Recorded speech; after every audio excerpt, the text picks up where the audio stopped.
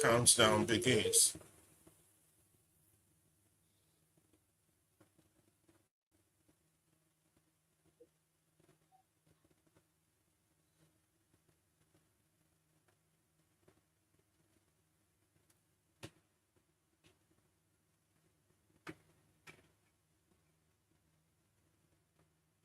Nine seconds left.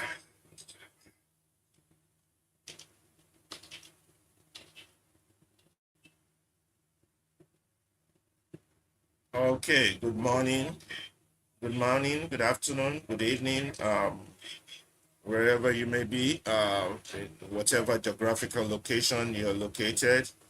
My name is Alaba Ferreira, and welcome to the Movement Radio. Our today's program is going to be Nigeria's sleepwalk towards one man state. Nigerian sleepwalk towards one man state.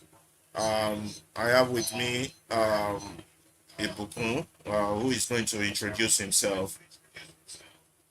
Go ahead, Ibukun. Thank you so very much. My name is Amoson Ibukolo Abiodun, Movement Radio Correspondent, Nigeria, and I'm so excited to be here today. Thank you so very much for being a part of today's broadcast. I am so excited to be here because I believe that we are going to have a very robust conversation and it will be interactive. It is not going to be a one-way traffic. Is going to involve everybody. We want the participation of everybody to have a say on today's topic. Nigeria sleepwalk towards a one-man state. All right. We believe this will be very interesting, and we look forward to digging deep into this very concept. Step by step, dealing with the granular details, really. As they work now for movement radio, we they like break them down where we say we go feel understand them in the layman language, the language of the street. We be say nobody go get excuse to say that they don't understand the kind of Oyinbo way would they talk. We go break them down where we be say, and of course you also have a chance to speak, request for the microphone, and we would take the request and you join us to have the conversation because this matter now all of us matter, not be just a matter of one person thing. Now all of us now we they affected by waiting they happen for Africa and for Obodo Nigeria. So once again, I greet you very, very powerfully. And at this point, I think we would just let me just project the. I think I have. Let me just project the topic on the screen so that all of us can see.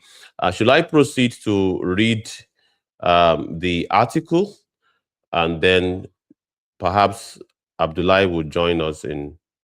Um, In a minute. Hold on. Before you do that, before we go to our main topic, I wanted to give a very long introduction because since yesterday I've been a little bit saddened when I'm on X and hearing Nigerians discussing about the bishop and the president and comments. It's something big really hits me. That as deeply, as sadly as it sounds, as educated as we Nigerians are, seems a lot of Nigerians have no concept of what democracy in itself entails. I think in the minds of Nigerians, they are mixing monarchy with democracy. Monarchy whereby we have a system of a king and an ultimate ruler that nobody can question or bring issues towards, as compared to the concept of what we claim to be practicing. And there was one powerful man who gave a speech during the opening of his presidential library. That speech was so powerful and strong that I felt that this is the kind of speech Nigerians need to hear. If you just take the word America out of each sentence, and put the word Nigeria in it. So I went through that speech and decided to kind of re-edit it and then give it like a Nigerian version of that. So, but first, before we start on the program at all, for those of you who are joining us for the first time, we want to update you on what our purpose is on the movement radio, what we are doing, why we are doing it. We personally believe that Nigeria has been a nation that has been starved of everything: water, electricity, good road, and even information. We believe that the mainstream media, all they do is regurgitate the ruiners position. When we say the ruiners, we mean the government's position. And the government position has never been in alignment with the people's position. So they're two diverse positions. Just like we provided our own borehole, we provided our own electricity through generator, we provided our own private school. We believe that it's high time Nigerians start to provide themselves their own press. That your continuous dependence on the regular press will be to your own detriment and to the detriment of your children. So we believe there need to be media, independent media houses, alternative voices, different from, there's an echo though, different from the usual voices Nigerians are used to hearing. So we started the movement radio to do this. And Nigerians are very intelligent people. They do give very instructional and very informative information regarding their pragmatic state. We believe these are the things people should hear. So the movement radio is here to change the narrative, is to empower the minds of Nigerians in particular and Africans in general. This is our purpose. So we make it a point of focus for us not to do news, not to regurgitate news or headlines. We can give you bottom lines, but we won't give you news. We'll give you well-researched articles written by Nigerians that explain or state our pragmatic reality. We'll give you things that would educate your mind, and because the biggest weapon the oppressors have on Nigerians is their mind. Their mind has been captured. Poverty has been weaponized. All institution that's supposed to be to bring the dam against tyranny have been polluted and have been infiltrated. So it's indeed a nation with a gate and no fence. So the enemy is coming in and it's affecting our people. And that's why when you hear terms like the Olodo uprising, this is what we are talking about. So we welcome you to a new month. Happy new month. We say a fresh start, new opportunities, and new reason to keep moving towards freedom. Yeah, we're moving towards freedom because we are not there yet. We've only changed the colors of the colonialists. Those in charge of the plantation now are not working for us. They are working for their colonial masters or whoever it is directing their purpose, but they might be black. They might be our uncles. They might be our fathers. They might be our sisters and brothers, but they are not us because their actions and way doesn't reflect us, doesn't reflect the future for ourselves, for our children, and for children yet unborn to be born in that land. Out of every 10 Nigerian, almost 9 wants to run away from their own father's land. This is not a statistic worthy of emulation. So stay positive, stay inspired with us. Let us make this month count. All you got to do is join us, tune in, speak out, so we can make a difference. Ours is to educate. We're not just here to talk, to hear us talk, or just hear voices talk. No, that's not our mission. Our mission is advocacy, advocacy for justice, for equity, for freedom, for electricity, for water, for governance, good governance. Like we say, we are not value neutral. We do have an opinion and we do stand on the side of good value that all men, all Nigerians are created equal and they deserve the pursuit of happiness in their life without being killed by terrorists, without being killed, without being injured. So these are our beliefs. Our beliefs are deep and they go far. So if you're joining us from YouTube, we say welcome. If you're joining us from YouTube, it's going to be hard for you to join us in the discussion, but you can always leave your comment on the comment section respectfully. If you're joining us on TikTok, also the same thing.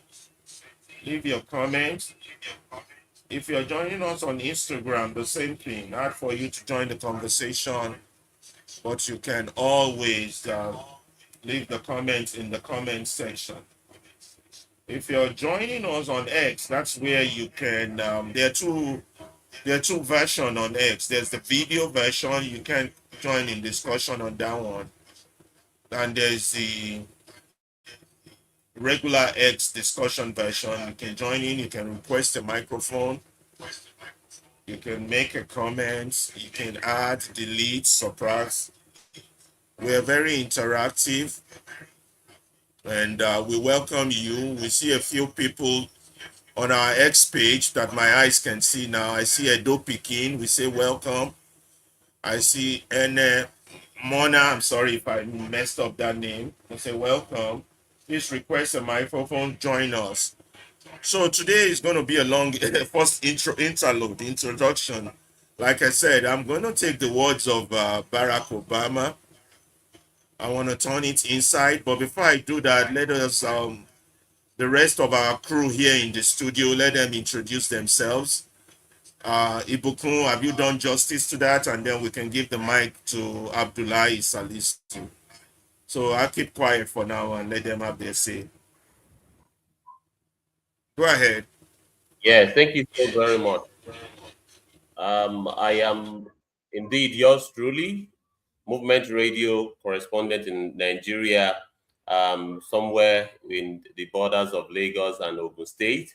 I am quite excited to be here, as I said earlier on, and I look forward to hearing the feedback as a result of our well put together, solid, program today.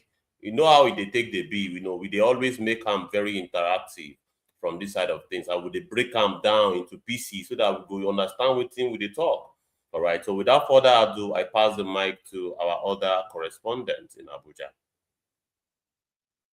Okay. Good morning, good afternoon, good evening, everyone. This is Abdullahi Salisu, Movement Radio, Abuja. I'm here and I welcome each and every one of us on stage. And I welcome you all across all the social media platforms, the X, the YouTube, the Facebook, the TikTok, the Twitch, and each and every platform. I hope today is going to be an interesting because today's package is loaded.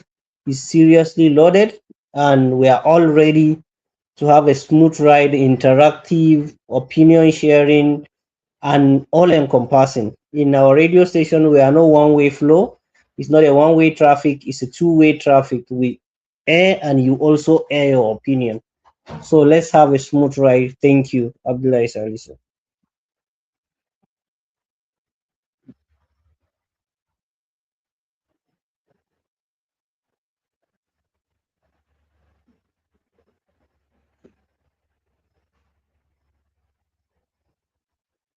All right. Thank you. Thank you so very much, Mr. Abdullahi Salisu, our correspondent from Abuja.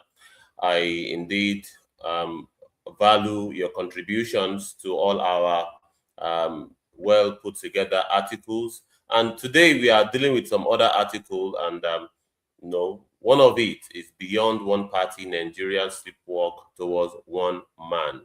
Well, without further ado, I want to seek your indulgence, Mr. Abdullahi, to read for us carefully the article so that we can get things started, shall we? Is it very clear? Yeah, You guys don't know. Ibokun, Okay. Yeah. Ibokun, Yes. before we start on that, I want to give a one long monologue about it's about 3 minutes or 4 minutes, and then we'll go to the article for today. I didn't know my microphone was not on. Okay, you are. You was not on. So please proceed, sir. Okay, so let us start. The reason why I did this was that I noticed, based on the all the argument going on X, it seems, well, maybe people are doing it on purpose. They just don't want to learn the true tenet of what true democracy should be. Most Nigerians actually think they have a king as a president that could not be questioned, could not be addressed, or could not be challenged, and this is very baffling. So let us start. I was possessed with this abiding faith that if we could give people more of a say in the forces that govern their lives, we could bridge some of the differences that drove us apart as a people. Then we can build a country where everyone counts and everyone has a fair shot and everyone belongs. Our hopes, our dreams, and our tragedies and our trumps, and our resilience in the face of hardship, and our quiet heroism teach us that we all have something in common with humanity. If we could only teach our ruiners, our political ruiners, like Ireland, that leadership has less to do with titles and ranks or chasing attention than with helping others find their voice and reaching their potential. Because everyone has a story to tell. If you just care enough to listen, sacred stories full of courage, humor, and grace, and that each of those stories in some ways are connected to our own. In other words, let us find purpose here and fortify our faith here. And let us find our community with purpose. Because it is in those moments that we are reminded that our common humanity and the strength and the bonds of trust that makes our lives richer and will also make our democracy stronger. What is especially true is that in a very big, rancorous, diverse, and argumentative democracy like ours, or the one we are trying to build, because we don't truly have a democracy yet, everybody's got an opinion. And that means getting stuff done involves reconciling the demands of more than 200 million people. Now, democracy can be quite frustrating. It could be slow. It could be inefficient like ours. But more than anything, it reminds us that we can achieve when we embrace our shared responsibilities as citizens. So remembering just how radical the idea of democracy, of self-government really was, goes as far back as 1776, where it started as an experiment. To that point, as at that time, human history was a tale of conquest, castle, rigid hierarchies, and a world where the strong dominate the weak, where power and wealth and status flow through lineage, and many were ruled by the few. But out of the fire and steel of the revolution, a different story took flight. A declaration that we are all created equal, endowed by our Creator with certain unalienable rights, and that in the newly independent United States then that was struggling to start this democracy, there will be no king, no lord, no serfs, no subjects, but only citizens. Each of us free to pursue our own version of happiness and able to determine our collective fate through an elected representative government. It has not been done before anywhere in the world before that time. And because it hadn't been done before, the success of such an experiment was never given, was in doubt. Therefore, in forming that union that started it, those founders, they are founding fathers of that particular country, fell short of their declaration in one way. The promise by leaving slavery intact, when they were saying all men were equal, slavery was still intact at that time. And then the state in itself only restricts the franchise to white men who own property. But their forefathers, their founding fathers, were very smart in one thing, in drafting their constitution and their Bill of Rights. They had a foresight and a genius to provide a framework that allows each generation to make that union even stronger and more perfect. Now, it's been over 2 centuries and 50 years, 250 years. They were able to do this through the following: through petitions, through protests, through marches, through union action strike, labor strikes, and moral appeal from the pulpits, from the churches and their mosques, and conversations at their family dinner table. So men and women from all walks of life, of every color, every faith, every region, took it upon themselves because of that democracy experiment and made it their own, until the people came to include not just some of the people, but all the people. In Nigeria today, Nigeria does not include all of the people. The only people that are having the dividend of the so-called democracy are those that are close to the corridors of power.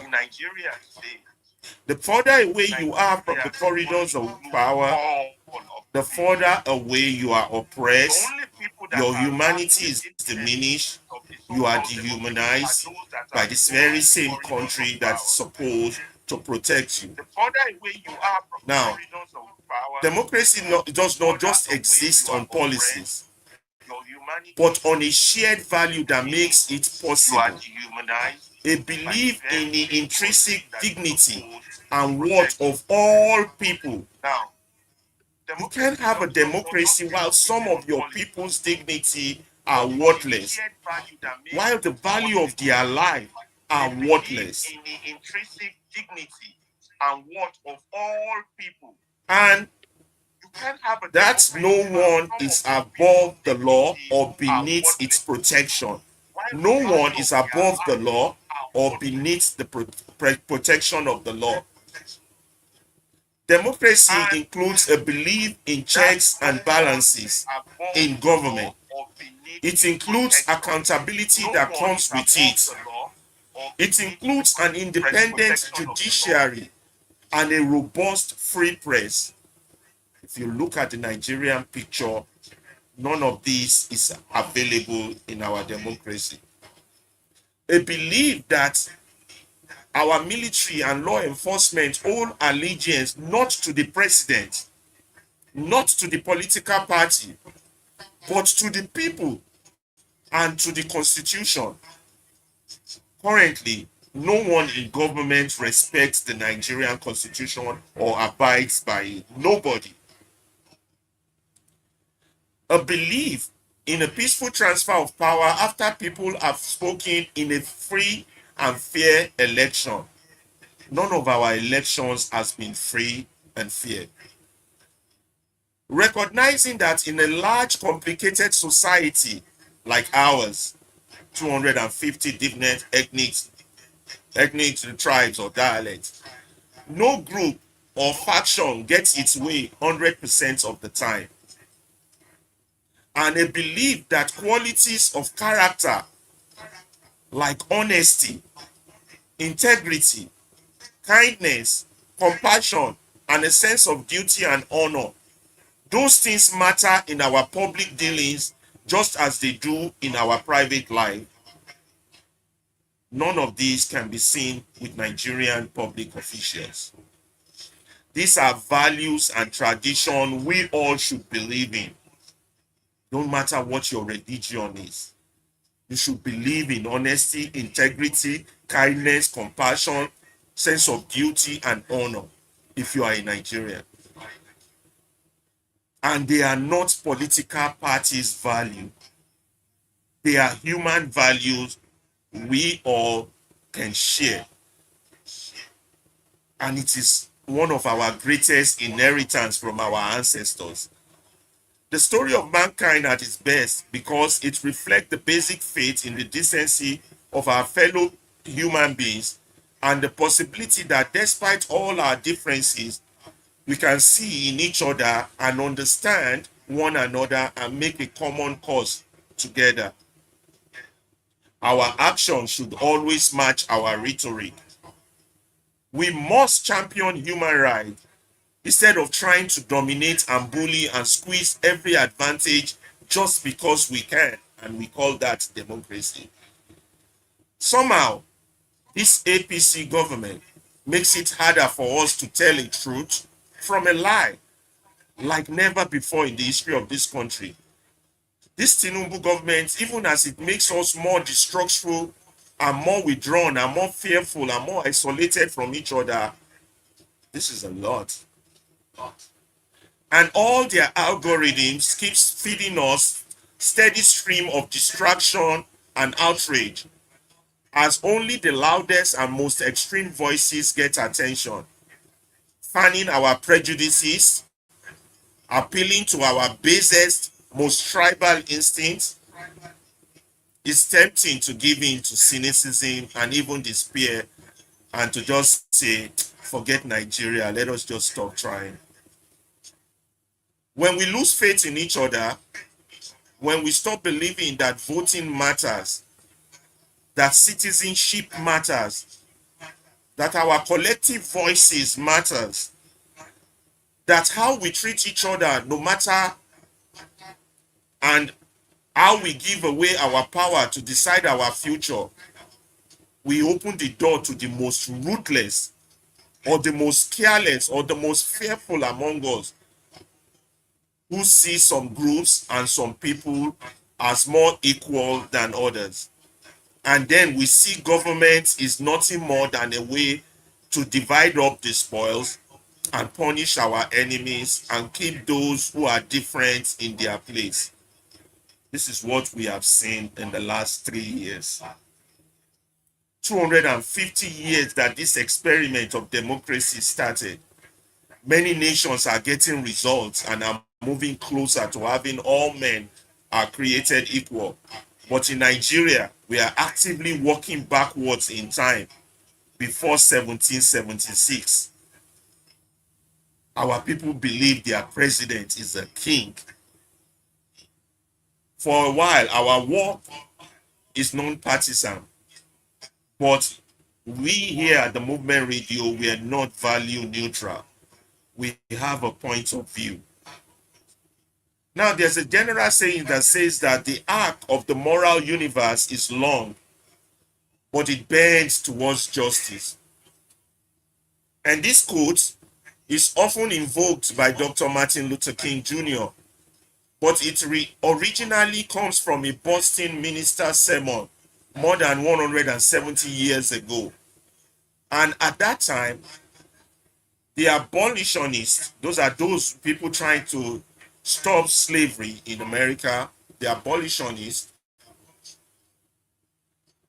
cause seems as if they are losing, they've lost. There was a compromise of 1850 which had made harboring fugitive slaves a crime under their federal law, even if those states had abolished slavery. And in a case that generated national attention, A young fugitive in Boston had been seized and tried and marched to the wharf by hundreds of armed officers, where he was summarily put on a ship bound back for the South into slavery, where he would have remained in shackles and shame. It was a moment of profound uncertainty and despair, a moment the minister called darker than any New England had ever witnessed. We do not see Reverend Theodora Parker observe the justice is always done on earth. Many naive is rich, sleek and honored, while the just man is poor, hated in torment. I do not pretend, the preacher said, to understand the moral universe. The arc is a long one. My eyes reaches, but little ways I cannot calculate the curve and complete the figure by the experience of sight. I can divide it by conscience, but from what I see, I am sure it bends towards justice. The good Reverend was under no illusion about the perils and the obstacles facing the abolitionist cause. His words offer no easy answer, no comforting assurance that he or his congregation will live to see the progress they so desperately saw. Rather, it was a declaration of faith, a defiant call not to abandon hope and give way to fear, but to stay true to our better selves and true to one another, and to keep fighting to fulfill the promise of this nation. Nigeria has not given us any promise to fight for, but we have to make that promise ourselves. Even in the face of cruelty and bitter disappointment as we see with this government, even in the face of the impossible lies that they tell on TV every day, there is a new generation out there ready to write the next chapter of our story. Our job here at the Movement Radio is we intend to help them do it.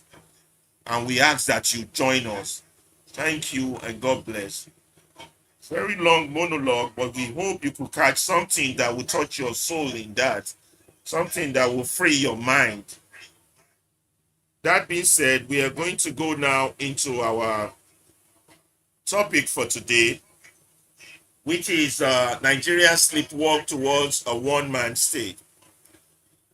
In order to make this interactive, I would suggest to Abdullahi and to Ibukunda, we take this paragraph by paragraph. That is, we don't just do it the way we do the entire article, go straight to the pidgin version. We take a paragraph, we break it and ask if there's a discussion point on that paragraph, and then we move on. That's my suggestion. I don't know what you guys Yes, suggest that's before good. we move on. Okay, so do I start I'll read the first two paragraphs. Beyond a one part, oh, sorry, I have to share it. I apologize. What's that sound? Who's that phone? Someone's phone is ringing. Yeah, I'm going to share the page so that those who are visual can go along with us on that page. Um, And please, I would like to welcome our co-host, Beatrice, on X, and she's going to help us coordinate our audience on X. And of course, please, if you have a contribution, please raise your hand, and let's allow the conversation to move around. So, Beatrice, you're welcome. How are you doing today? yeah, before I start the reading, I wanted to thank Beatrice for joining us yesterday. We were not able to set up the X thing properly, but I did see you on the page towards the end, and we apologize for that. I think you should collect the studio license from Mbuku so you can come into the studio anytime you want to. I think she can hear you loud and clear. What do you think Okay. about that, Beatrice? Anytime you want to be in the studio with us, just feel free. Bukun will hook you up with the details of that. All right. Yeah. Yeah, have we checked the audio section of the X before we proceed with the reading? Do we want to test it out, make sure we can hear people on X clearly? Y- Can you ask Beatrice to ask for Yes. the mic and speak From so we make sure we can hear them? Yeah, she's already with the mic. I believe she's busy. Beatrice, are you Oh, there? she's busy with something. Okay. Can anybody help us test the mic on X? Make sure the audio is pretty good. We've been having audio issues lately with our X. I'm Okay. about to do that now. Yeah.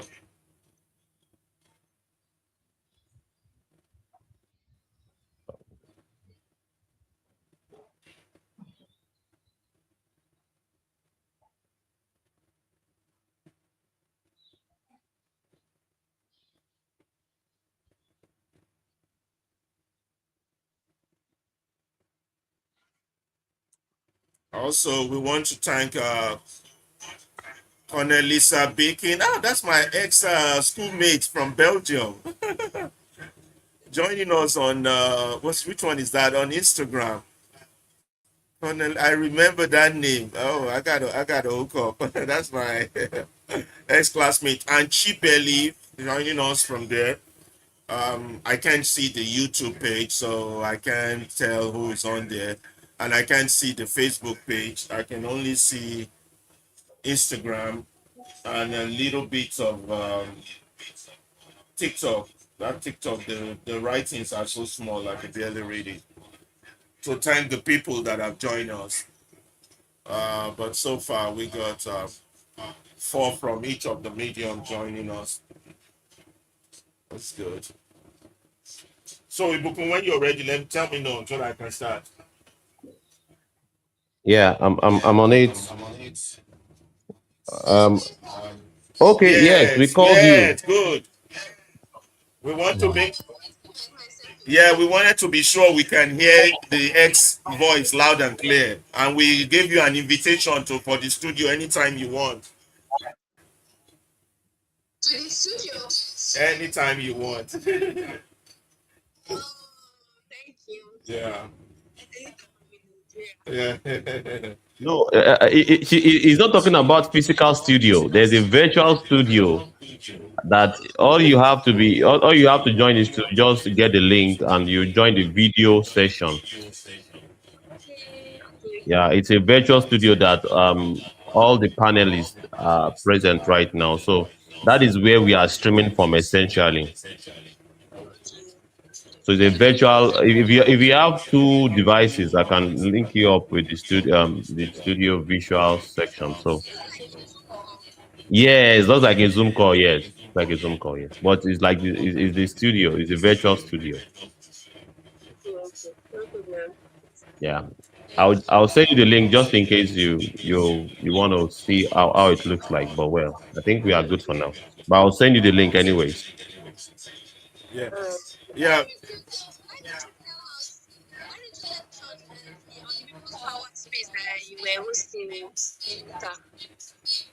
I think I did announce it, but maybe you're not really. I announced that there will be movement radio program later in the evening. Yes.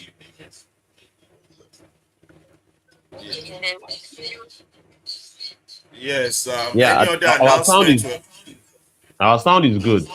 Our sound is good. Salisu, you want to do a quick rundown of yesterday's event? Maybe a short for those who miss it, they can go check it out. It was very informative, where we talk about Nigerians should be disloyal voters. Please, anytime you Yes, have the time to actually, watch it, Salisu, can you yes, tell them a little I bit think about what they missed? yes, yes. Yesterday's event was very educative because we discussed a lot of issues regarding why we Nigeria needs disloyal voters, not loyal voters, disloyal voters. Voters who are only loyal to what? To a functional system, not a system that will keep failing them, not individuals that will keep failing them, but a functional system. That's all. The loyalty of the voters should not be towards an individual or towards a political party, but towards a functional system that will provide electricity, good governance, security, functional healthcare system, good infrastructure, and all the social amenities. That's where the loyalty of the voters should be. We don't need just the hey, say obedience. We need a disloyal voters who will always swing to a functional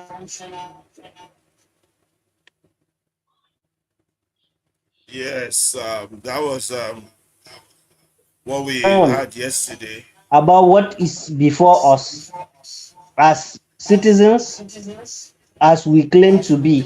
So it's a very well encompassing and well educated program. You can all go back and listen to the recorded either in YouTube, the video, or the audio version in the X. They are all there for you and it's very informative. I think you will all enjoy it. And it's something very uplifting. Your soul will be redeemed and you will be what? Uplifted and you'll be spiritually and psychologically aware. Because that's the aim of the movement radio. It's not to just tell you information, but to what? To liberate you mentally because we are meant to yesterday we discussed a lot of things that relate to what your psychological slavery, your psychological bondage. So, and we spoke a lot about how you will be able to what liberate yourself. So you can all do well by going and listen to what we did yesterday.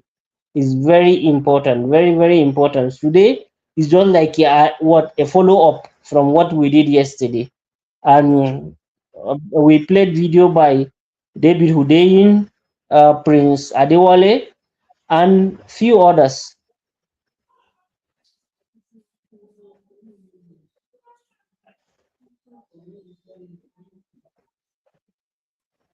Garbage in, garbage out comments he made, and we had a response for him, and we were shocked that the Nigerian media could not take such a man down with serious questioning regarding the ultra rubbish the finance minister is uttering Finance regarding the removal minister, of yes. And subsidy. we also gave a little about what the response by Barrister Solomon Dalong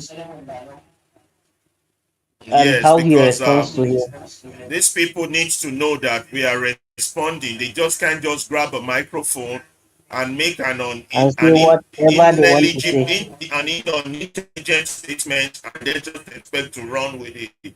That is not how governance work. Governance work by questions and answer. If you're saying something that doesn't make sense, people should question you on it. People should challenge you. That's governance. That's democracy. There's no just Because grabbing the even the phone or mind running map to. summarizer was Yeah. able to just generate more questions. Because instead of him asking questions, he generate more questions Yeah, than because they're not answering. sincere with governance. That is holding them accountable. So that was very Yes, interesting. So we're going to start today's show by reading this article. I say we break it down paragraph by paragraph. Beyond the one party, Nigeria sleepwalk towards a one-man state. A quote, why a nation that stopped asking questions is a nation auditioning for its own tyrants, by Abdullahi Salisu Aliyu. A one-party state has factions. It has men who still owe each other favors, still fear each other, and still need each other's votes at the next convention. But a one-man state has none of that. A one-man state has none of that friction. It has a single spine, and everyone else's job is to nod along its length. Nigeria is not yet there, but every institution built to stop it right now is looking the other way. From your INEC to your police to your judges, The question we are too slow to ask. This is the first paragraph. I said we take it paragraph by paragraph.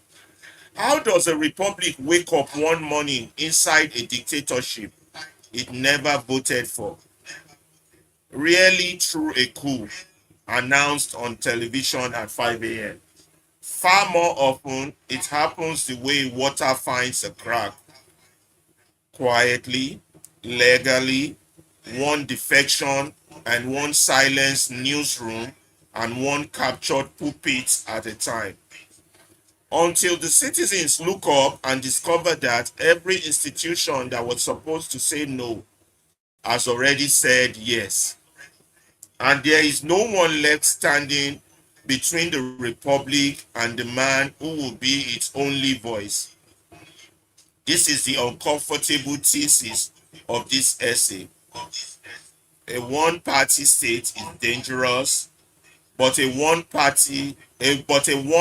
state is even worse because a party can still argue with, split, or voted out from within.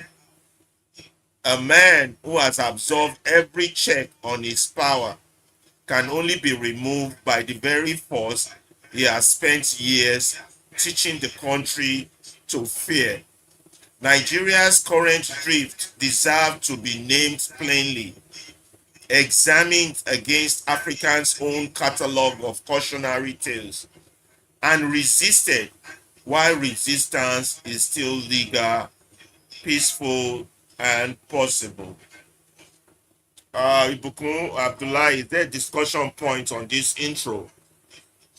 This clear comparison between a one-party state and a one-man state. I now understand why that young man calls himself one man to mow. They are here to mow everybody into a one man's directive. Now it makes sense. Yes, yes, that's it. Because everybody is asleep. We don't know where we're heading towards. Because if you look around, everybody is just looking at, because all the people are not aware that all we are moving towards, because people are saying that okay, we are moving towards one party state. But if you look at even within the party, someone is dictating all that is happening, and nobody is looking towards that, because the party is in the hand of one person dictating what will happen, who will get what, even the tickets. Many people that contested primaries within the same party that we think is the ruling party still have a lot of things to say, that you need to get clearance from someone before you will be able to what, purchase the ticket. So then someone is holding everybody to his jugular. That person is the one that okay is trying to dictate everything that is happening. So we are not moving towards one party state but towards one man state, and people are like sleeping, they don't know what is happening. So it's a wake up call. Yes, Abdullahi, there are 2 points in that paragraph that interest me, that I think raises a question, and I don't know if our listeners agree. You said that every institution that was supposed to to say no has already said yes. Can we, Yes, is the it possible in judiciary. the mind of our people to list these institutions that are not doing their job, that are not there to do? So that people know we don't put anything under the table? If this The institution, if it's judiciary INEC, we and want to list it. and the media. The media, number one, is an institution The that's not doing its job. INEC is not doing judiciary its job.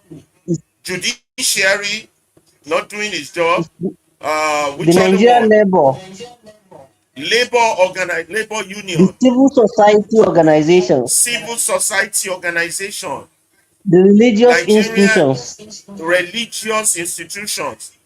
So the all these traditional institutions, institutions, traditional institutions, it's important that the, Nigerians hear this. the And if there are the people, institutional forums like the ASU, the SANU, all of them are not doing what they need to be what doing. they're supposed to do, So every Nigerian in this institution are failing to do what they should do. They're being partisan rather than being patriotic. Big difference. Yes, But is there anyone out there listening to us that disagree with this list or assertion? Please put your comment on the comment section respectively, or ask for a microphone to add. And if you have additions to this, let us know. So that's the first one. Every institution that's supposed to say One, no. one, one, one other important institution that I think we should not miss out is the armed forces. The They are the armed ones who forces, say, they are the ones who are the megad. They are the ones that are the attack dogs. the armed forces. Very Yes. important. It's an institution that is playing a So, huge role in this role mix of things. Yes. does any of because our they maintain the listeners status quo. maintain the status quo? So, what about the police also? The same thing.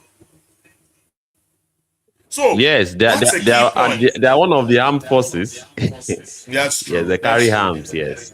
They carry arms. That's true. So, is there any of our listeners who disagree with this list of people as institutions that are failing in their duty to do their job? If anybody disagree or agree, we are here to educate. We can argue about facts and dispute things. If we disagree, please feel free to comment, and I'll be checking the comment section for anything. The second point on that paragraph, and I'll leave that paragraph alone, is the point that when a man who has absorbed every check on his power can only be removed by the very force he has spent years teaching the country to fear. So eventually, if such a person institutes themselves permanently, so removing them would not be possible unless through force, violence. Yes, Correct? that's why if you look at history in some countries, it results toward violent protest. Or war, like we have with Yes, Samuel Doe and all the other dictators that were removed, and like the and coup, Congos. the mostly bloody coup. Okay. So any additions from the audience?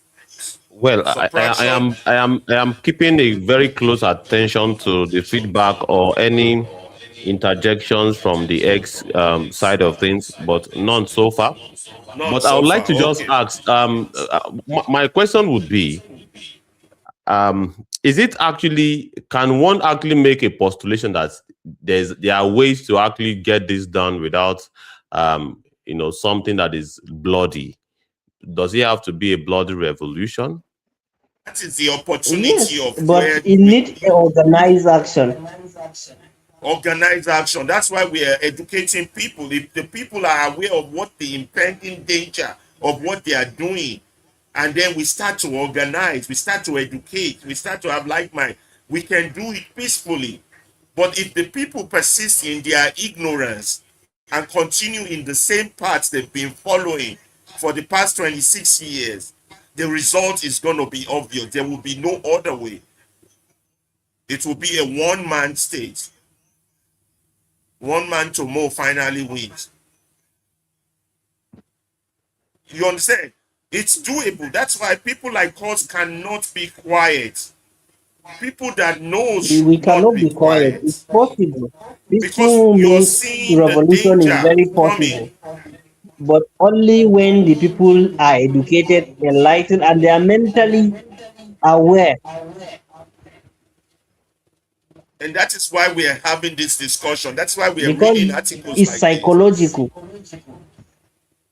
What has been captured is the mind, and that is the chain that needs to be broken. You know, free your mind and the rest will follow. You know, emancipate yourselves from mental slavery. No one can free our mind except us. And that's what we are doing this, where we taking the pain to explain. We know a lot of people don't want to hear things like this. They don't want to join us. They don't want to do things because they rather be with their oppressors. You know, they rather be with their oppressors and be cheerleading them, but they have to look down the line of the dangers they are building. How did you start that sentence? The tyrant that they are what? They are Yeah. cooking. They are auditioning for their own tyrant. And it's coming, as long there. So let's move on to the next one. Any other Okay. thing, addition, subtraction, any other person?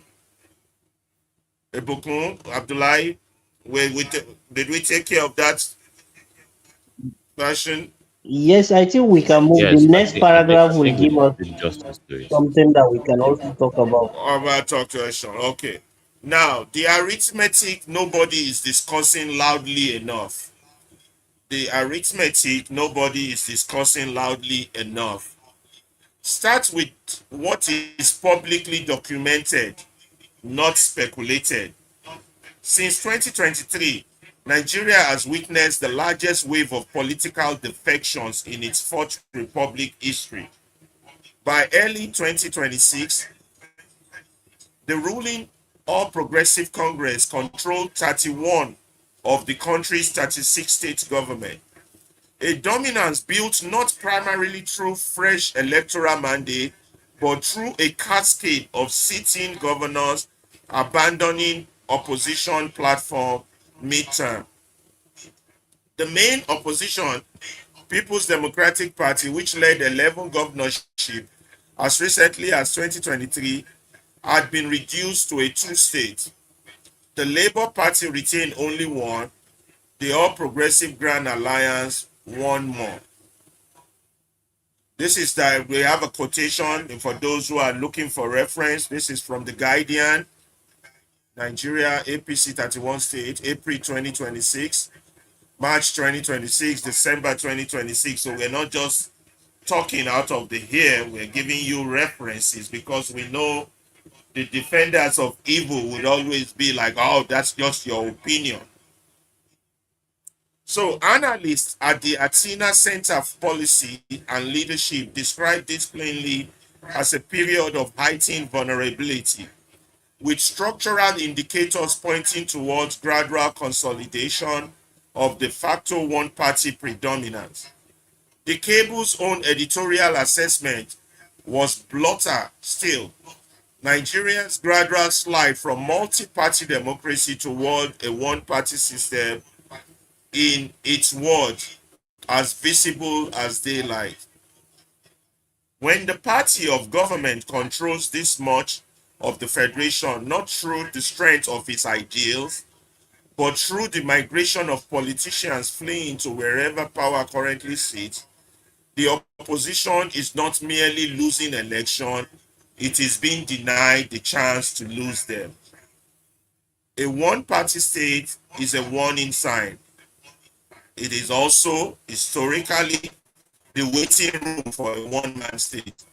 Every African leader who eventually ruled for decades first ruled through a party that has stopped being able to say no to him. Any questions, any key points from this paragraph, Abdullahi Abukun?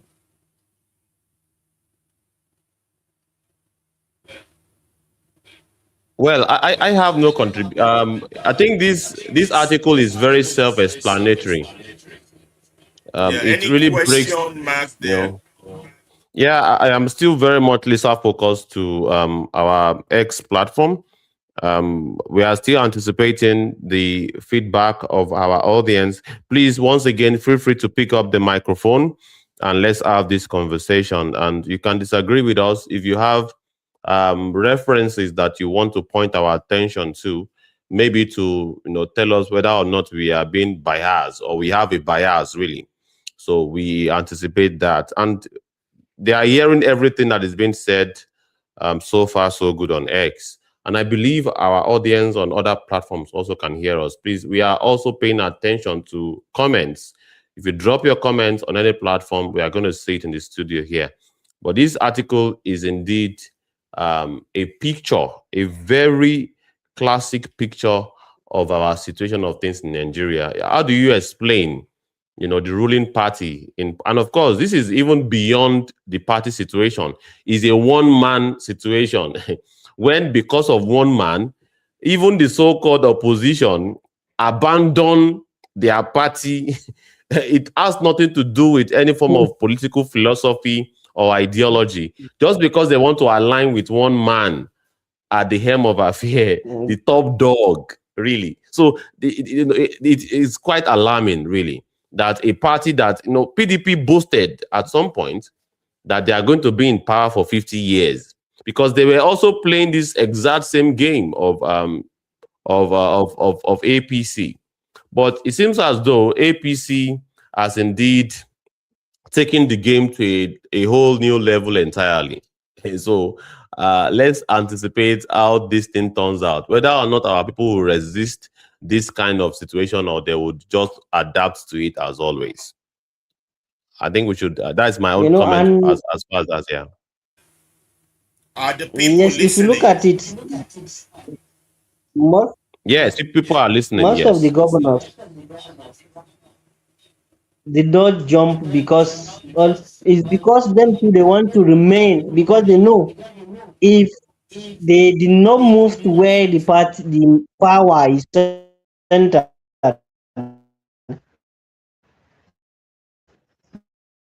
then they know definitely. So they have to the election in the order. They didn't win the election because if you look at the Plateau State, the Kano State, all of them, even some of them, even fight their so-called godfathers to move to the next political party so that they will be with the where the power lies.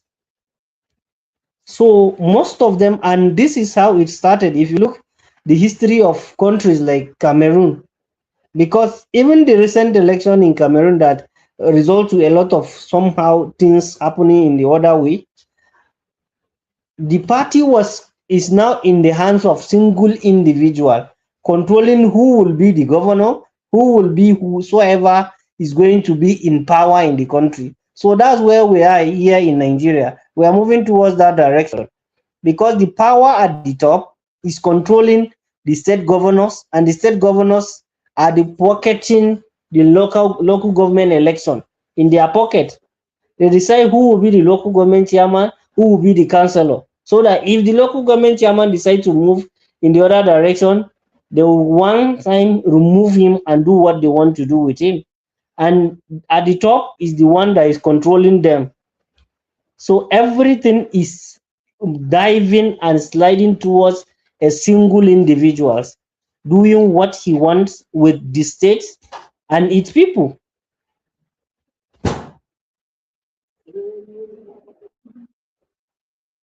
Has already taught us. I think we can This move to is the next not, paragraph. yeah, we're on the next paragraph now. This is not alarmism without precedent. It is a pattern recognition, and Africa has supplied the pattern in exhausting detail. Cameroon's Paul Biya has ruled for more than 40 years after his party engineered the removal of term limit in 2008. Uganda, Yusuferi Museveni, in power since 1986, secured the same outcome through a 2005 parliamentary vote and later removed the presidential age limit as well, allowing what analysts now describe as indefinite rule. In Togo, Guelsenebe family had held the presidency in some form since 1967. A 2024 constitutional rewrite passed without meaningful public debate created a new term, unlimited executive office, widely understood to be designed to keep the ruling family in power for a generation more. The mechanism is nearly identical in every case.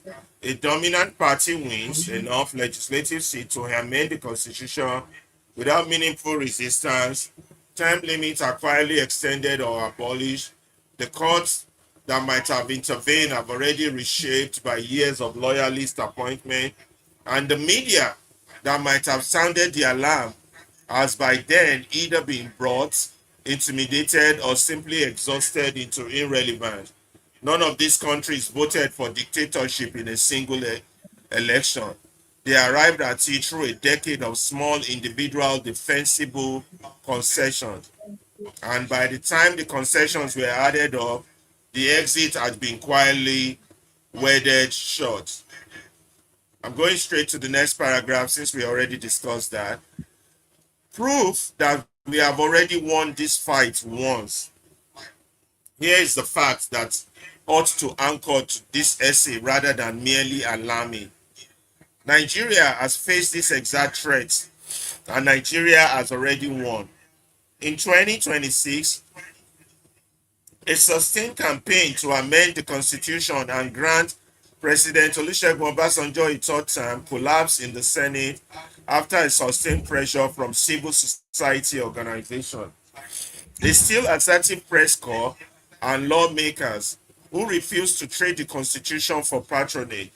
It remains one of the only three cases across sub-Saharan Africa, alongside Malawi and Zambia, in which a sitting president's attempt to extend term limit was defeated outright rather than succeeding or being quietly shelved. The victory did not happen by accident, and it did not happen through silence. It happened because enough institutions, a press that still saw its job as a scrutiny rather than stenography, a civil society still willing to organize, a legislature that has not yet been fully absorbed, did the job they were built to do. At the moment, it mattered most. The claim that Nigerians are constitutionally incapable of resisting central concentrated power is refuted by Nigerians' own recent history. The real question is whether those same institutions will hold today, and the honest answer is far less certain. So that's the question. Do we have any institutions left standing currently? Anybody want to answer that before we go on to the next one? We've done it before when the institutions were still standing. But now, do we have any institutions still standing? I think we don't, because Yeah. even the vibrant civil society organizations then, they are nowhere to be found. Most of them have been absorbed. They are now deep in the pocket of the power that controls the states.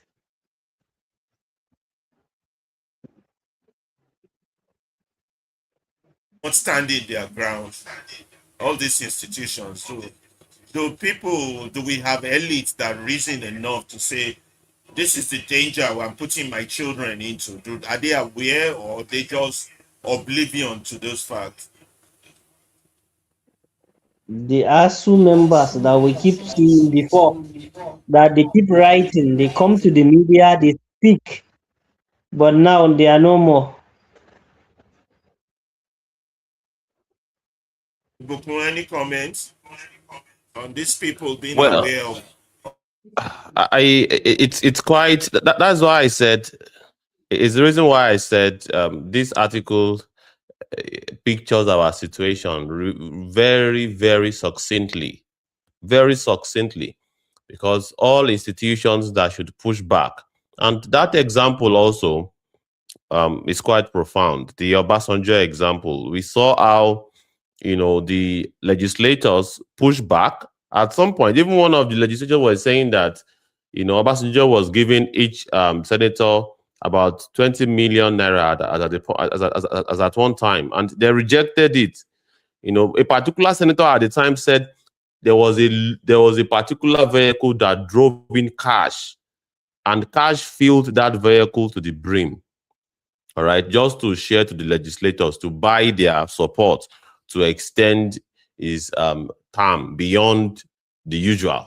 So that was profound, And of course, we saw the role that Sahara Reporters played as a media organization to resist that, in terms of constant exposure to what is going on. All right. So, and to some extent, we have indigenous civil society organizations that were still active at the time.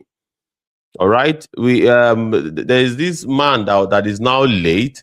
I forgot I forgot his name. He's actually very much active at the time to coordinate the civil society organization to ensure that they mount pressure on the system to avert that replication of Cameroon situation in Nigeria. So, but now today we have no such institution exists in Nigeria again.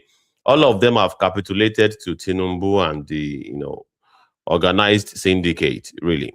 And enough money to cater for their agenda for themselves and the next generation. That's why they are capitulating, or they just people who just don't see beyond the icing on the cake.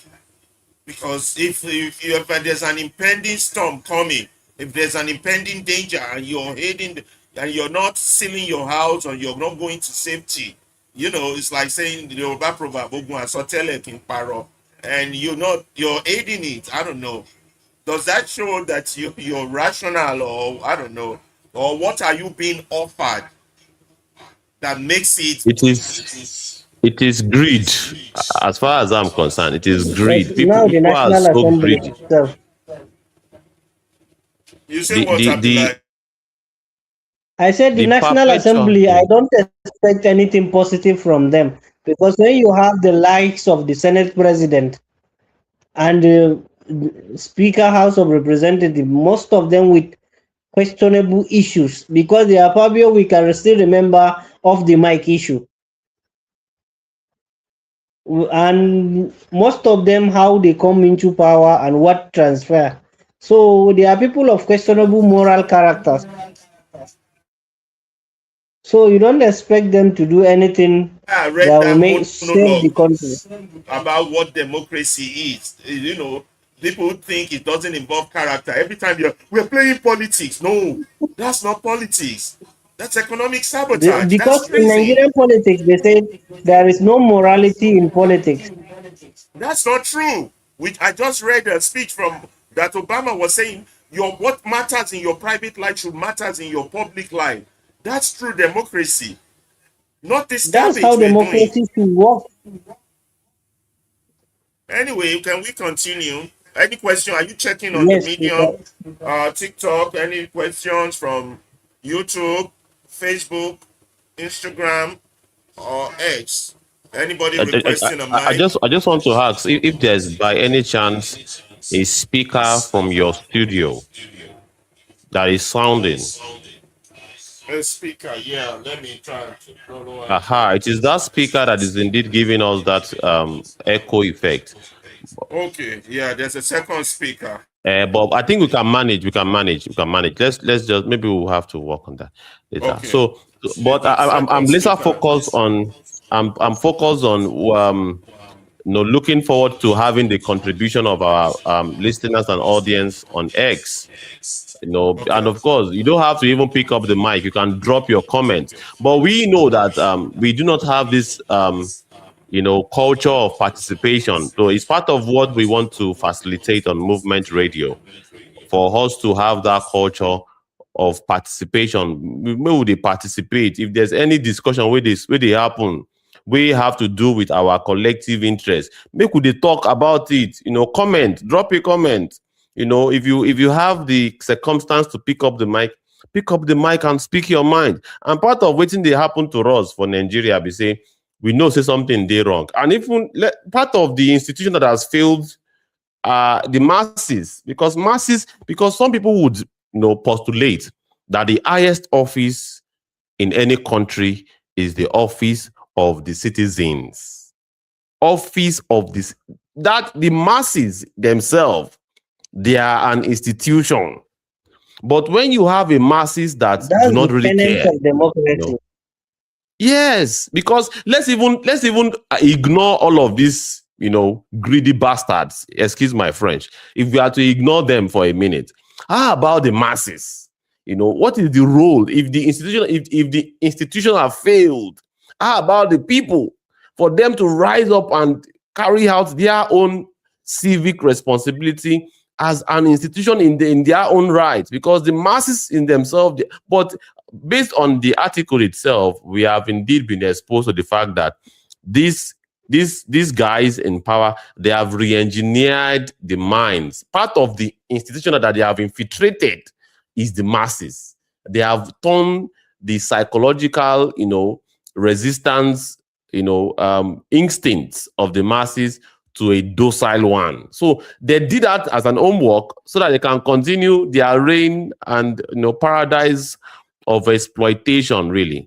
Yeah. Iboko, I Yeah. want to I would like to divide the masses into two. Those who have who are educated, and have, rather than be the candle that lights the world, with their education, one candle lights another candle lights another candle. That's how the whole world gets to have light. But rather than be a candle that illuminates their community, they've chosen to kiss the ring for one reason or the other. When you say the masses are quiet, you can't blame the market woman selling akara or the one selling granite.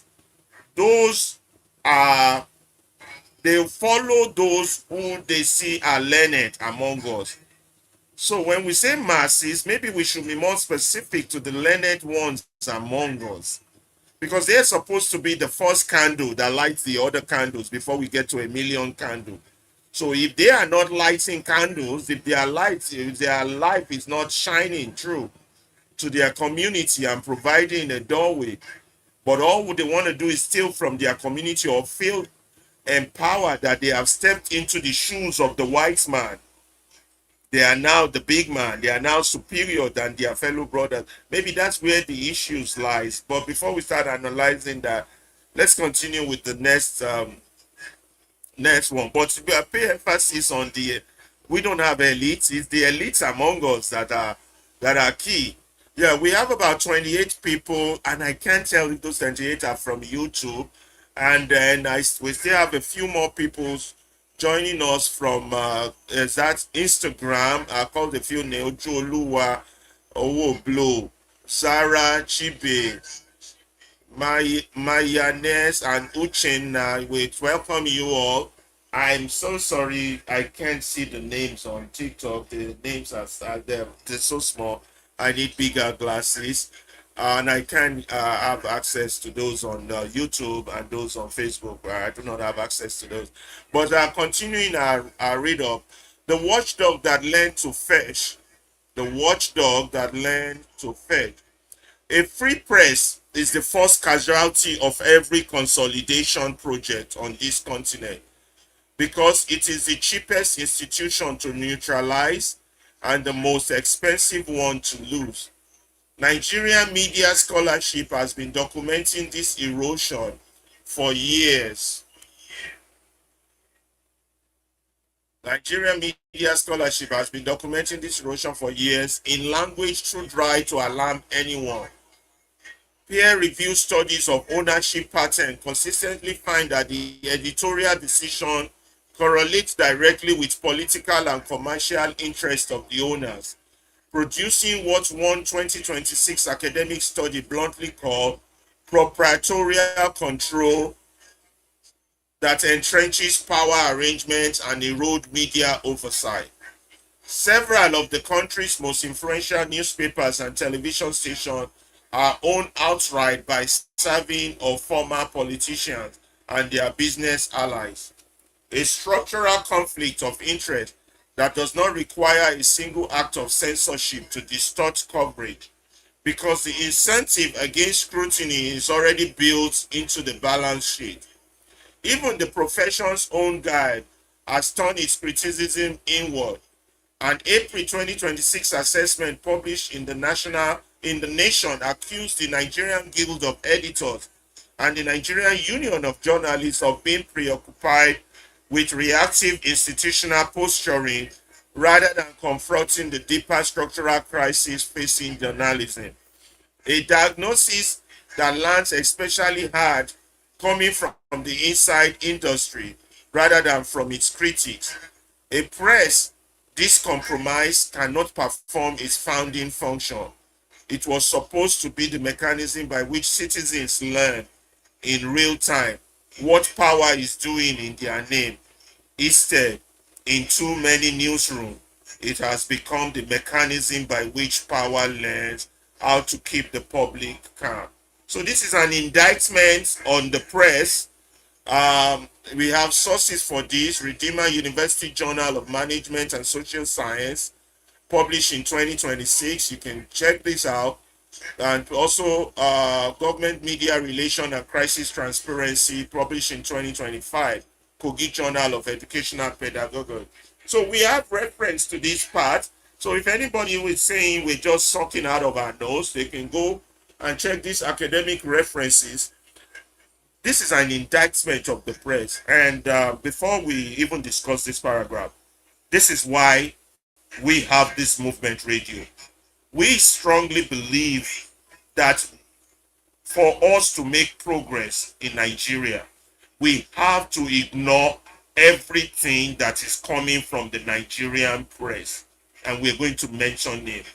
Could be Arise, could be Channel, could be LTV, it could be NTA, particularly LTV and NTA, those are just, and Channel, those are just terrible. It could be those newspapers, the Vanguard, the Times, the Punch.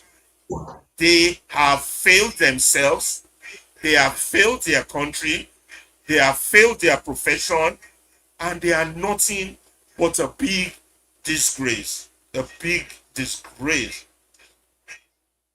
Because they're supposed to be the light and the educational forum for the people, the mirror.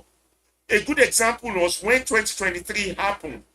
The media should have been the one explaining what the Constitution says. If there is no Abuja, you can't swear in. But all the media kept mute because they are owned by the same people running for office. Personally, I believe there is no movement that wants to change Nigeria, that continues to listen to the Nigerian media, that will be effective. Because the voice that they echo is only the voice of the ruiners. They don't echo or speak on behalf of the people. If anybody is out there listening to us and you disagree with this position, please state your opinion, type it in, or grab a microphone, call in. And if you agree, do the same. But we are firmly believe that the media are our number one enemy within. Abdullahi and Ibukun, over to you guys. Yes, I have no doubt in my mind that you are indeed speaking the fact, and the fact that's so obvious, that the Nigerian media, and that is why, the people have to fund their own media organizations. And in fact, like platforms like Movement Radio don't even need your funding, really. All it needs is your attention, your support in terms of, sharing it when we are live. We share the live, you comment, you like, you repost, you subscribe. That is all it needs, really. Platforms like Movement Radio does not even need your funding. But he who pays the piper dictates the tune. If the people are supporting their own media organizations like the Movement Radio, it would most likely keep doing the bidding of the people. It will most likely keep staying on the side of the people, exposing the rot in the system and educating the masses. But to as many as those that believe that this current media outfit that is honed and, that is micromanaged by the very same entities in power, and they want to believe that somehow these same entities will suddenly begin to stay on their side or expose the rot, they are kidding themselves, because it is the politicians that own the platforms. They are the ones that pay the journalists. So journalists would actually give the reporting or try to dilute the rhetoric just to favor the politicians, because they are the ones that pays his bills. So whoever pays the piper dictates the tune. And that states that, that knowledge will motivate the people that if they really want great media, if they want, the correct press, they should pay attention to organization, news outfits such as the movement radio, to give them the real news. All right, not just headline and bottom lines, not just all of the rhetoric, the sensation, but matters that has to do with their collective interest. So it's very, very important people stop shooting themselves in the leg and pay attention to the movement radio and other media outfits that are indeed, on their side.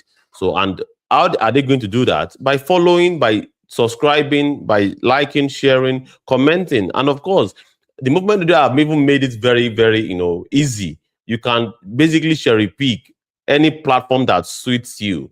All right, you don't have to, if you don't have Twitter account, you don't have to now go and open Twitter account because you can access movement radio. You can on that your Instagram, stay on Instagram, and have access to the studio and see whatever we are doing here. And you can contribute by commenting and we'll see it in real time. All right. So there's no point having 47 people join us without contribution, and that is indeed how you are going to reward the effort of, people's platforms like the movement radio. So this is the lesson for us, really. It's a big lesson that do not play the victim when politicians use their own, paid media to carry out their own, their own cause. And the cause is the cause of exploitation and oppression. All right. When you refuse to support mediums that will expose the rot. So it's very, very simple. I don't have to be repetitive. So that's my own take on it. Let me oppose you there a little bit. Before I do that, I want to give credence to those that have joined us on X. I see OIA there, Freno, and Mona Ajanaku, Edo Pikin, Diana, and Henry. Do a great job. It's not like people are not participatory. It's like, what question are we framing for them to answer? If there's anyone out there who disagree that the Nigerian media as currently constituted is a problem, or is not a problem, let us know. We believe, so a lot of people who are journalists would disagree with us and say, well, the journalists are doing their best, the environment is not safe for them, it is risky. These are valid points that needs to be reviewed. Nobody wants to go to a job and come back home dead or in a coffin. So, could be the environment too dangerous for them? We don't know. But for the sake of preventing tyranny ruling over us, ruling over our children and our great-grandchildren, we are saying for today, there is a need for those who went to school to learn journalism to live up to the ethics of the profession with which they signed for. That's just the argument we're pushing out there. But how are they going to live up to the ethics when the politicians are the one paying their salaries? They have to start something. That is where it gets These tricky. are the conundrum issues that need to be discussed. Not just giving excuses. We all want a great nation. We all want our children to inherit a good nation, a good country. But we are very quick to say, Tinubu is the problem. The governor is the problem. What about you? In your own profession? What's your contribution? I think someone is requesting a mic. I don't know who that. Ibukun, can you attend to that? Well, Abdullahi, what do you have to say on the media situation? I have brought the person up. Yes. Abdullahi, what please do you got to say before our guest Mr. speak? Abdullahi. Yes, I think let the person go ahead. Then I will comment at them. Okay, our guest speaker, I can't read your name. Your name is such a tongue twister. Winchester, are you there? Winchester? Yes. Hi, everybody. I hope you can hear me. Yes, loud and clear. We can hear you. My background, but I had a question. Okay. First of all, thank you for playing the space. I don't think I've ever attended one of these before, but I like the direction in which it's going, so I definitely will be back. My first thing was, I don't necessarily know that I agree with not paying attention to the Nigerian media. I think you do need to pay attention to them to understand the perspective from which the establishment is trying to frame its shortcomings, so we can know how to effectively counter those before, like, they spread, or before they become the pervasive narrative. I'm not saying that, like, the average listener should direct most of their resources to, analysis or channels or whatever. But I do think, like, for research purposes, if like movement radio is going to like present an effective counter to like the narratives that are pervasive, then they have to know what the other side is saying so that they can effectively counter. So that was my first thing. And then my second thing was, in addition to discussing how, I guess, dangerous it is to be a journalist in Nigeria, and how, like, the compensation for wages is not even like near what it should be, right? And the standard of living is not near what it should be. I feel like we should also discuss how a captured judiciary makes it more difficult for independent journalism to thrive. Because, for example, if I say something which I know to be true, and then I get sued by a very wealthy politician, there's no guarantee that the judges are not in his pocket. That and to grant them, basically to essentially strip my life savings away. So what exactly do we do about such a captured system? But yeah, that's what I have to say for now. Thank you guys for listening to the space, and I'm looking forward to your answers. Thank you so very much indeed. What she's saying, let me just pass your message across to the studio here, because I believe the audio is not still as excellent as we want it for now. We will keep improving, but she's essentially saying that what do we do about the captured media and the captured institutions? All right, like the judiciary. What's the antidote to So these those sad that's years? Yeah. that's a before Abdullahi, before you go, let me chip in my own opinion. That's a very good question. Personally, for the media, I believe that luckily for us, and I'm dead serious about this, luckily for us, this age of technology, internet, and technology has provided us an ample opportunity. It's just up to us now to now step into the shoes and say, I am ready, I am willing to do something about the media. That's the answer for there are two answers. The answer for the media is separate for the answer for the judiciary. You understand? That's number one. For the media, just like, even though I personally advocate against people doing what the government should do, but when it comes to the media, I believe this is one of the first primary things people should do for themselves. Because my people die for lack of knowledge. And if you have a media that is not serving your interest, as a person, begin to invest in the media. Today's age has provided it that you can cook something from them from your kitchen and you can serve it to them on their dinner table.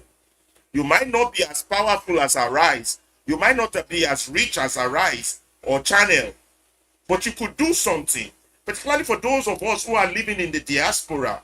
A few $100, you could employ somebody who could get you direct information. You could diversify your opinion. If the bad media is reporting on the ruiners, you want to report on the people. You understand? These are projects we have to take up ourselves if we want a better country. Because the fact remains, nobody's coming to do that for ourselves, for us. No savior. No, none of this Western country is going to come fix our country. We got to do it ourselves. That's for the media. Little investment. It won't cost you much. You don't have to have a big, mighty station. For less than $100, you can set up a studio. You can have a studio stream. Have your voice out there.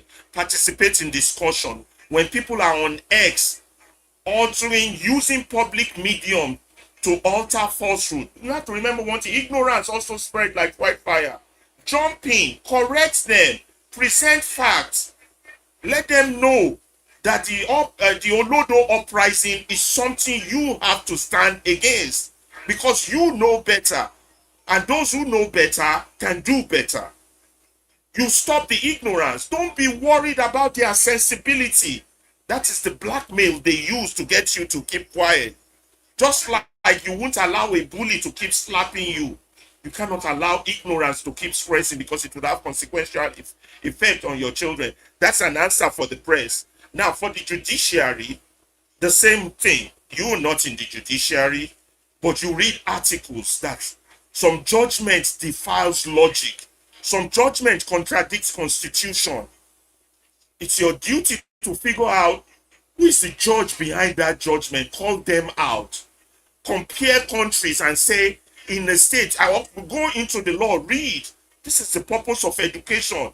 What does the law say? Why would this person rule like this? Don't accept the argument that it is only those who are in that profession that can comment on that issue. Common sense is not that common, but it is everywhere. So we all have a role, but we shouldn't shy away from our role. Yes, we can't solve everything, but you can make a solution in your little niche, in your area, in your circle. If it is one person you know that is telling lie and has a public medium, get on that medium and counter that person. Although there are some medium I wouldn't go to, like those bigotry medium. Just me, I wouldn't. No matter how they can have the world on their bigotry, I wouldn't touch them with a pole. I wouldn't go there. But there are some medium that, and those are the most dangerous medium, that pretend to be balanced, and then they give a room for the most toxic opinion, all in the name of equal rights to speech. Let me tell you, everyone is entitled to an opinion, but not all opinions are equal. We cannot make mainstream the opinion of a pedophile. The same way in our communal health, we cannot be allowing people who are lying to our face, people who are denying the pragmatic reality of our condition, people who are dehumanizing us in the name of the fact that they believe that some are more equal than others. You can't allow such people to have a podium and not challenge them. The moment you keep quiet on such issue, you have kept quiet on things that matters. Now, I say I don't go to bigotry studio. It doesn't mean I'm keeping quiet about it. I don't go there as a form of protest. I don't go there to add to their numbers. What do you say about Nigerians today? Click a page. I can even go through the X page and you see the most mundane discussion going on. And they would have huge, large numbers. Huge, large numbers. I can read the topic that they are talking about. I can share the page with you if you are visual. So such medium, we just give madness a license. And we, the good people, we keep quiet. Evil thrive when good people do nothing. That's the problem. I know I'm preaching, but this is not a preacher's answer. What do we do specifically to judges that are bad? The type that Dele Farotimi stopped practicing. He wrote a book. This is what citizens do.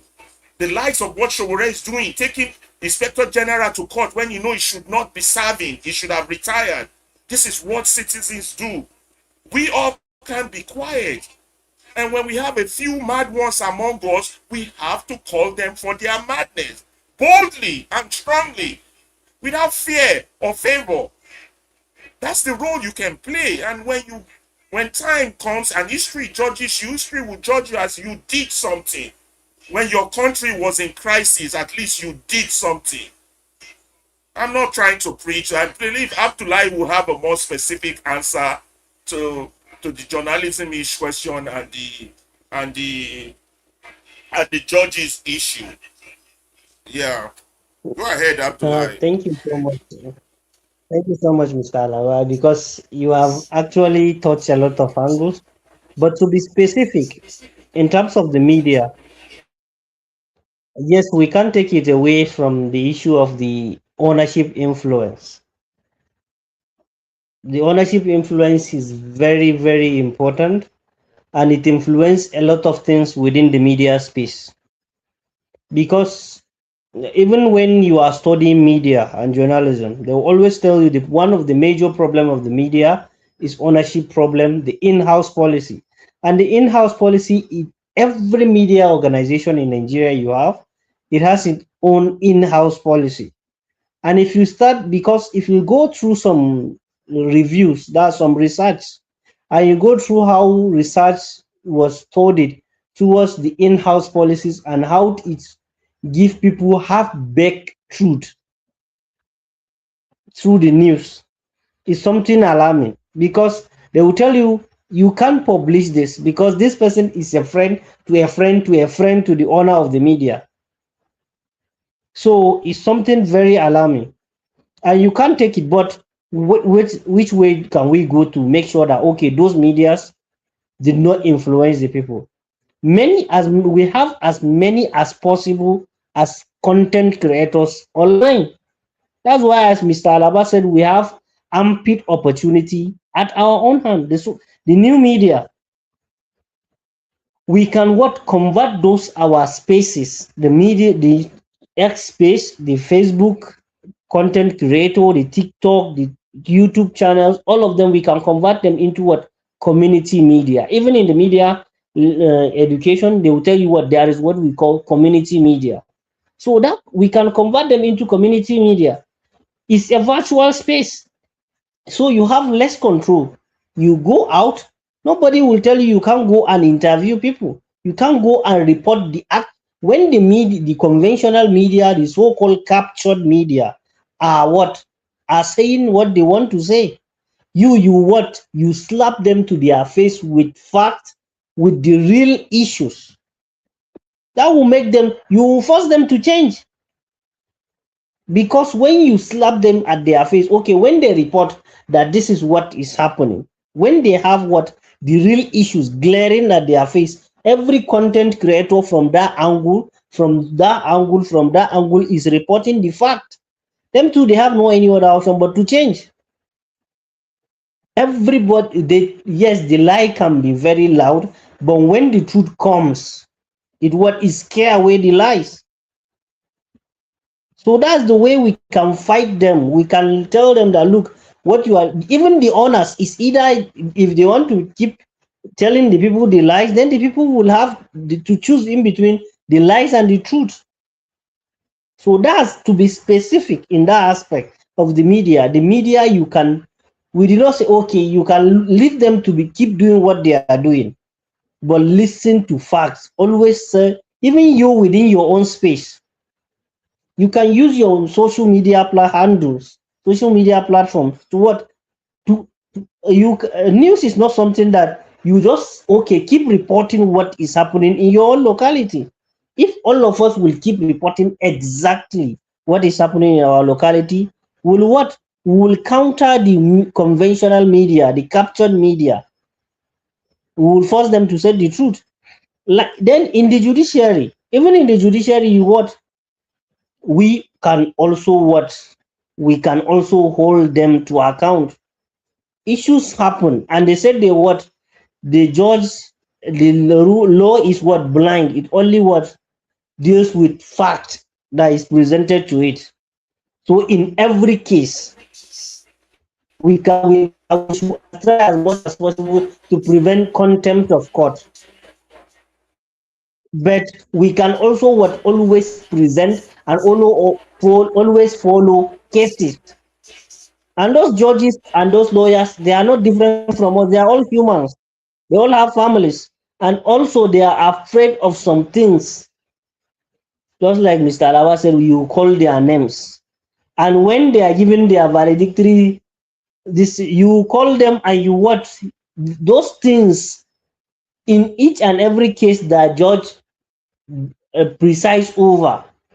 You come and you discuss it. This is the judgment, so that even if when they call people in their valedictory session, that when they are leaving, they are retiring, they should people should know them for what they did. So many of them at the end of the day, when they come back to the community and they know this is what has happened to this person and this person and this person because of the things they did to the people, so they have nowhere to run to, because they know they are coming back to the society, so they must do the right thing. So we must make sure we hold we the people, we can hold everybody to account, because that's one good thing about the modern governance system is, even if you are not practicing democracy, but you are, no matter what kind of governance you are practicing today, this modern connectivity, this internet have given the people the opportunity to what? To hold everybody to account. So I think we have no excuse. We cannot say that the media cannot do, we can do it. If the media cannot do it, we can do it.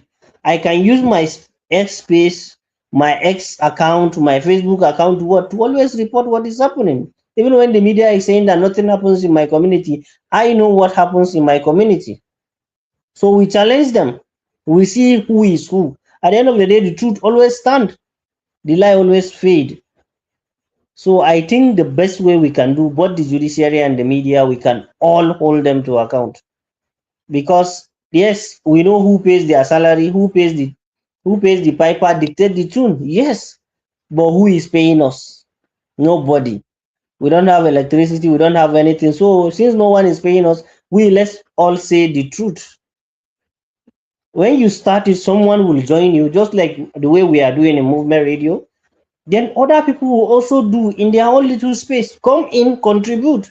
It's very important. So thank you. Yeah, thank you very much, Abdullah. Any other person with comment before I go to the next article? The next paragraph. This one is very interesting. Yeah, are we ready? Okay. Can I go on, Bukum? I'm waiting for your go ahead. Yes, yes, Okay. absolutely. Yes, yes. Okay. The art, this part is quite interesting, and we will need input on this one. The artist who forgot the assignment. There was a version of African popular culture that understood exactly what his job was. Fela Anikulapo Kuti built an entire musical language, Afrobeat, as a direct weapon against military impunity, mocking soldiers as mindless zombies and naming state violence in lyrics. The government tried and failed to silence him with raids, beatings, and imprisonment. Across the continent, we have Mariam Makeba's voice became so identified with the fight against apartheid that the South African government revoked her passport rather than let her keep singing at home. Thomas Sankara, Burkina Faso, Amika Cabral, Guinea-Bissau, and countless independence movements elsewhere treated musicians, poets, playwrights as essential infrastructure of liberation, not decoration around its edges. Measures that inheritance against a contemporary entertainment culture in which the loudest public disputes among Nigeria's most visible artists tend to concern chart position, luxury vehicles, brand endorsements, and proximity to whichever politician is currently paying for a concert. This is not a demand that every artist become a pamphleter, and plenty still do brave political work quietly at their own risk. But an industry whose central gravitational pull have shifted from confronting power to cutting it has surrendered one of the most effective, culturally resonant tools any resistance to authoritarian consolidation has ever had. Silence sung in a beautiful voice is still silence. A generation that could turn a nightclub into a rehearsal space for a revolution has largely rented its stage to the very system it should be interrogating. That's the state we are in now. Basically, it's saying to whom much is given, much is expected. A lot of our people have a microphone, they have a podium, they have a stage, they have opportunities to influence their own environment. Now, this might interfere with their survival. They might lose contracts, you know, but history has shown us that a lot of people have used their artistry gifts as a weapon to help their society. But what do we have today? We have artists who have forgotten their assignment. You didn't just rise to be an artist to be quiet about the pains of your community, about the sufferings of your people, particularly if such sufferings is going to affect your future generation. You have a role to sing about it, to say something about it. You cannot be an artist who wants to make money alone, but you cannot call a few disorders in your community. You cannot call them to question. This is what this paragraph is saying. What has been the role of our artists in the damage that we find ourselves in? I don't know if anybody has comments or suggestions or removal from this, but I believe that paragraph is hitting it hard. To whom much is given, much is expected. Ibukun, Abdullahi, what's your guys? Anybody asking for a mic on this artist issue? Expectation from artists.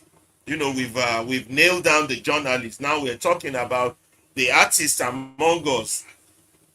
You know, are they going to be putting their life in danger just talking about events that is happening in their community?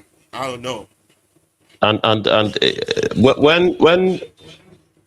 When legends like Fela Anukulako Kuti, is being referenced multiple times for using, recognizing the importance of music as a mass media.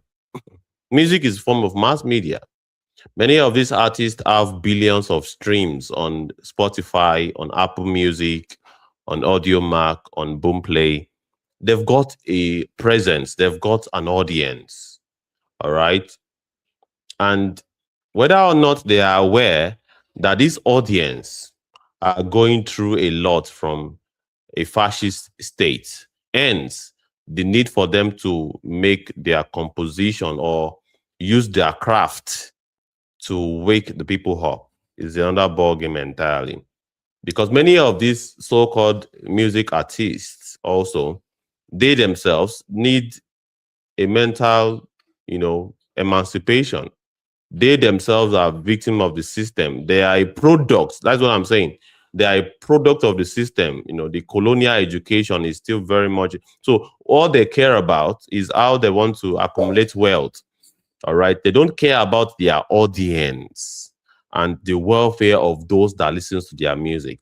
That is why, people like Fela would always be idolized forever because, he had if you listen to Fela music very well, he can indeed sing about Nyash and Hold on. I don't mean to interrupt you. So yes, you're saying, hold on, Ibukun, I can hear you loud and clear. I can hear you. I was saying, I don't mean to interrupt you, but I thought you're making a point there. So you're saying that most of the artists we have are not conscious of the pragmatic reality that we live in. Yeah. Yes. They're not conscious. I believe so. Yes. They are not awake yet. And so there's nothing they can help spread if they themselves are not awake. So it's like you're saying that the artists are like an educated fool with money on their mind. They just see absolutely the purpose of life is just to make money.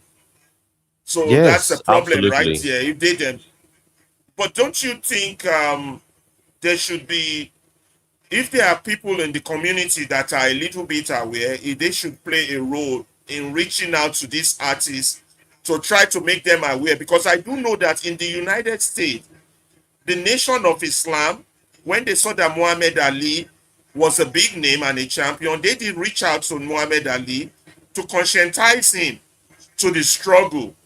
The likes of Malcolm X did that in the United States. And I believe the Martin Luther King movement also reached out to several of their artists. I can't remember the man's name, like several artists that helped with the movement. So it could be a failure on both sides. You claiming you're conscious, but there are others, you're pointing finger, they are not conscious.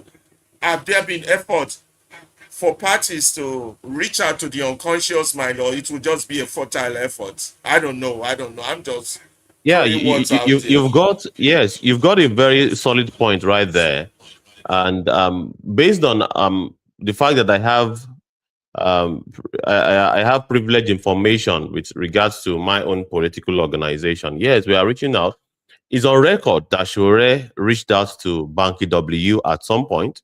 It's on record that Sheon Kuti of the Movement of the People reached out to Banky W also at some point. It's on record that Shore has once reached out to Burna Boy at some point.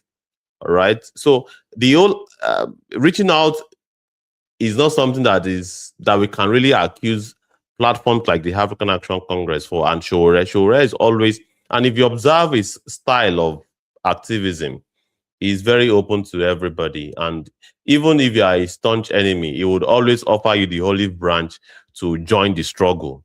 And many people have criticized him for that. Why would you offer these guys, always offer them the olive branch? Because he believes that if just a significant majority, or no, not majority, a significant portion of these so-called popular artists and elites, if they can be conscientized and they can commit class suicide, it would help the emancipation struggle a great deal. So as even recently as Malami, he offered him the olive branch that why not denounce your class and organize the people's liberation struggle. Malami denied it right there and there. It looks like somebody is requesting the mic. Hold on, Ebokun. Ebokun, someone is requesting the mic on X, and I don't know which of the medium. It's Beatrice. I have accepted our request. And it looks like we got more than 105 in one of the medium. I don't know which. The medium is indeed is the Ferreira 839010 on X. The video platform. Medium. That is where we are getting good. most of the viewers. Someone is requesting a microphone. We don't want to deny people the chance. I have accepted. Yeah, she's talking right now.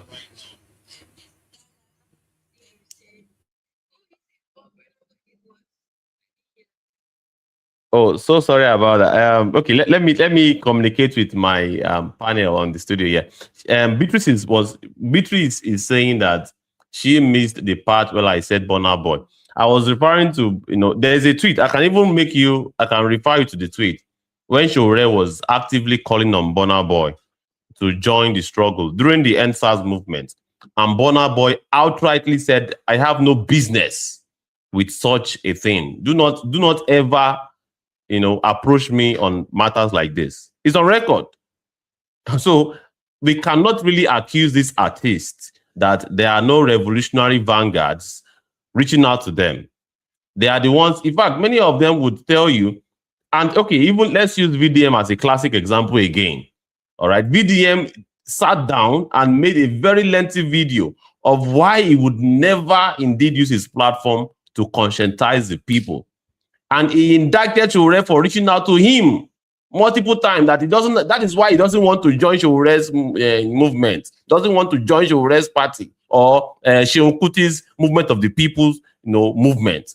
He rejected the whole idea of using his platform, which constitutes a mass media, to conscientize the people, because it's got a very, big demographic of young people. I'm talking about VDM.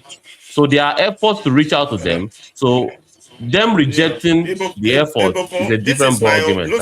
Listen, Ebokun, this is my own belief. I believe that they don't have to join anybody's organization and they don't have to openly support. But if anyone in this world believes that they are woke, they have to keep up continuous trying to reach people. Look at us, for example. You know how many episodes we've put out there?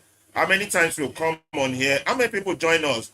Does that stop us? No, because it's a mission that just got to keep going. If you have to make a newspaper, keep sending it to their home, you do it, because it's the future of your children that is at stake, and you need people. That's what I say. Abdullahi, what's your own view on that before we move on to the next paragraph? Yes, actually, I think we can't stop. We need to keep pushing, and no matter what, the artists to me, I think a space is created for them, which is temporal, and many of them don't know it's temporal. If you look at it, Before, it's other people there are other people on the table, and they are not there. Now is your own opportunity to be in the table, to dine with the so-called, let's say, the devils. And that opportunity is you either what use that opportunity to create a, a space so that the table will be destroyed, so that for the good of the collective, or you allow the table to remain there, and one day your seat will also be kicked out, and you will be kicked out and your seat will be occupied by someone. So the artists, most of them forgot the reason why they are there. They are influential people. They have the mass demography of people cutting across all levels. Yeah. But we can, because sometimes you will be that popularity overwhelm them. So we also need to keep reminding them that this is your assignment. You have to keep doing in order to save your people. Those fans that you have, they are suffering. Instead of you coming and be giving them hampers, why don't you make that liberation possible so that that hampers can rest and the people will all be emancipated. So it's just we need to also keep reminding them. So just like the way we started with the media, we go to the artist. Let's move to the next paragraph. Yeah, thank you, sir, very much, Abdullahi. Any other person asking for a microphone before we go to the pulpit and the palace? There's a lot of people who are joining us. We just want to get the people just joining us. We are here Beatrice wants to discussing chime in. Nigeria's sleepwalk into Yeah, a one-man state. Beatrice wants to chime in.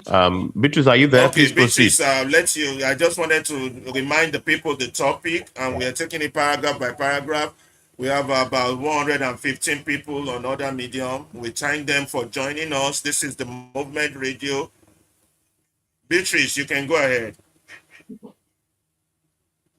Can you remind us the overall topic?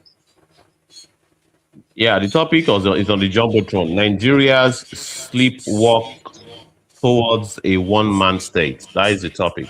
Okay. So yeah, no, me, I just wanted to add my 2 cents.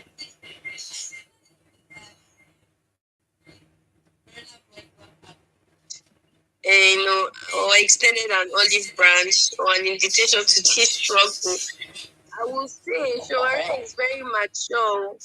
At least, because me, I can never reach, I don't know, as of right now, as of today, Sunday, I don't think I have the kind of maturity to ever approach a burner boy to come and join the struggle.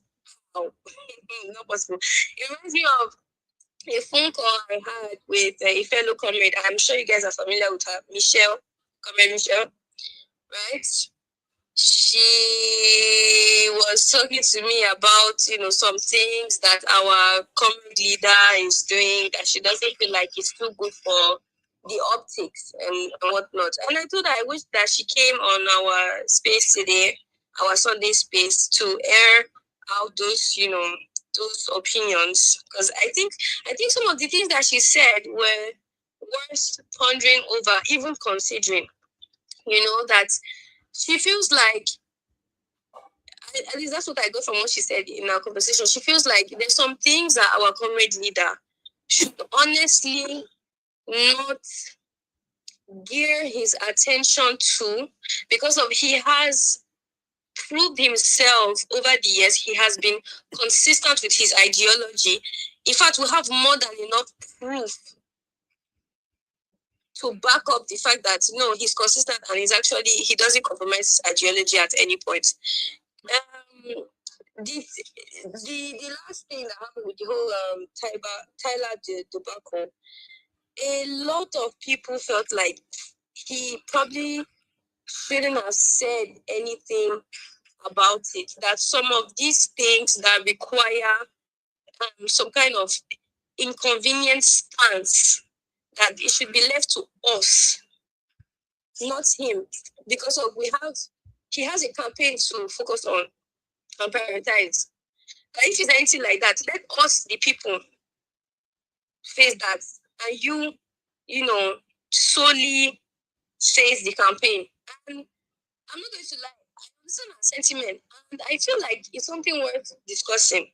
So I know it has, you see, that's why I have to like remind myself of the topic, because I just know that once I start talking or continue to talk, it will veer off elsewhere. But yeah, the whole brother boy thing just reminded me of that, you know, there's some things that, because he can't possibly be everywhere. He can't possibly speak about everything all the time, right? So there's some things that should be like so that he doesn't spread himself too thin and doesn't how would I say, what is that word? And doesn't You mean burnout? himself. Yeah, exactly. Thank you. Warn himself out. Thank you, and right. So yeah, I think it's something worth. Yes, you've got a point there, but well, where I have a bit of a concern there is that there was an example of Muhammad Ali. Okay, I think the host wants to say something. Let me just pause right there. Yes. Yes, proceed. You say something. Yeah.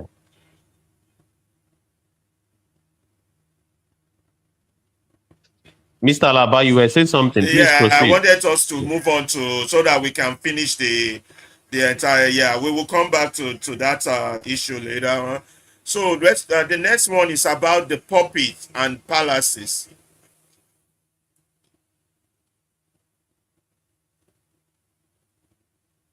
So the puppets and the palaces that sold their silence. So Nigeria's religious and traditional institution carries moral authority that predates the republic itself. Precisely the authority of the Oyomesis and the Ogbonis once wielded to hold rulers to account. And the authorities of countless imams, pastors, and traditional rulers have used as pivotal moments to defend justice over convenience. That authority is not gone, but it is increasingly being rented out. Campaign season routinely turns puppet into de facto endorsement platform, and the same 2026 budget controversy that allotted billions of naira to church and mosque construction project, detailed in this publication's previous analysis, illustrates precisely how public religious infrastructure has become entangled with political patronage rather than public accountability. When spiritual and traditional leaders trade their independence for proximity to state largesse, they stop being the conscience of the nation and start becoming another constituency to be managed. A people cannot look to institution for moral clarity once this institution have been placed on the payroll of the very power they are meant to judge. Yeah, this before anyone comment, I have two basic comments on this issue of the puppets selling their soul and collecting their 12 shillings. While this is wrong, while the churches and the mosques should be and our traditional rulers should be the ones who morally guide the society to a better society, most of them have failed in this duty. I I personally want to blame that failure. While I blame it on their own will, number one. Secondly, I want to blame it on the failure to properly constitute their roles in society legislatively.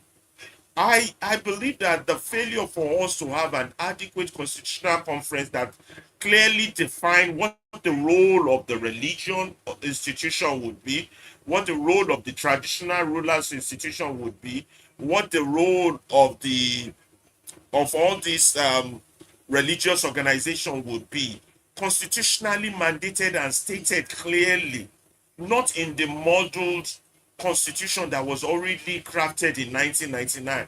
I think even though it's a moral issue for these traditional rulers and religious issue, it is also a foundational issue based on the fact that the people never got together to say, this is what I expect my. So while traditional rulers are hustling for survival because they depend on local government and state for survival, they have to sing to the tune of those that pay them.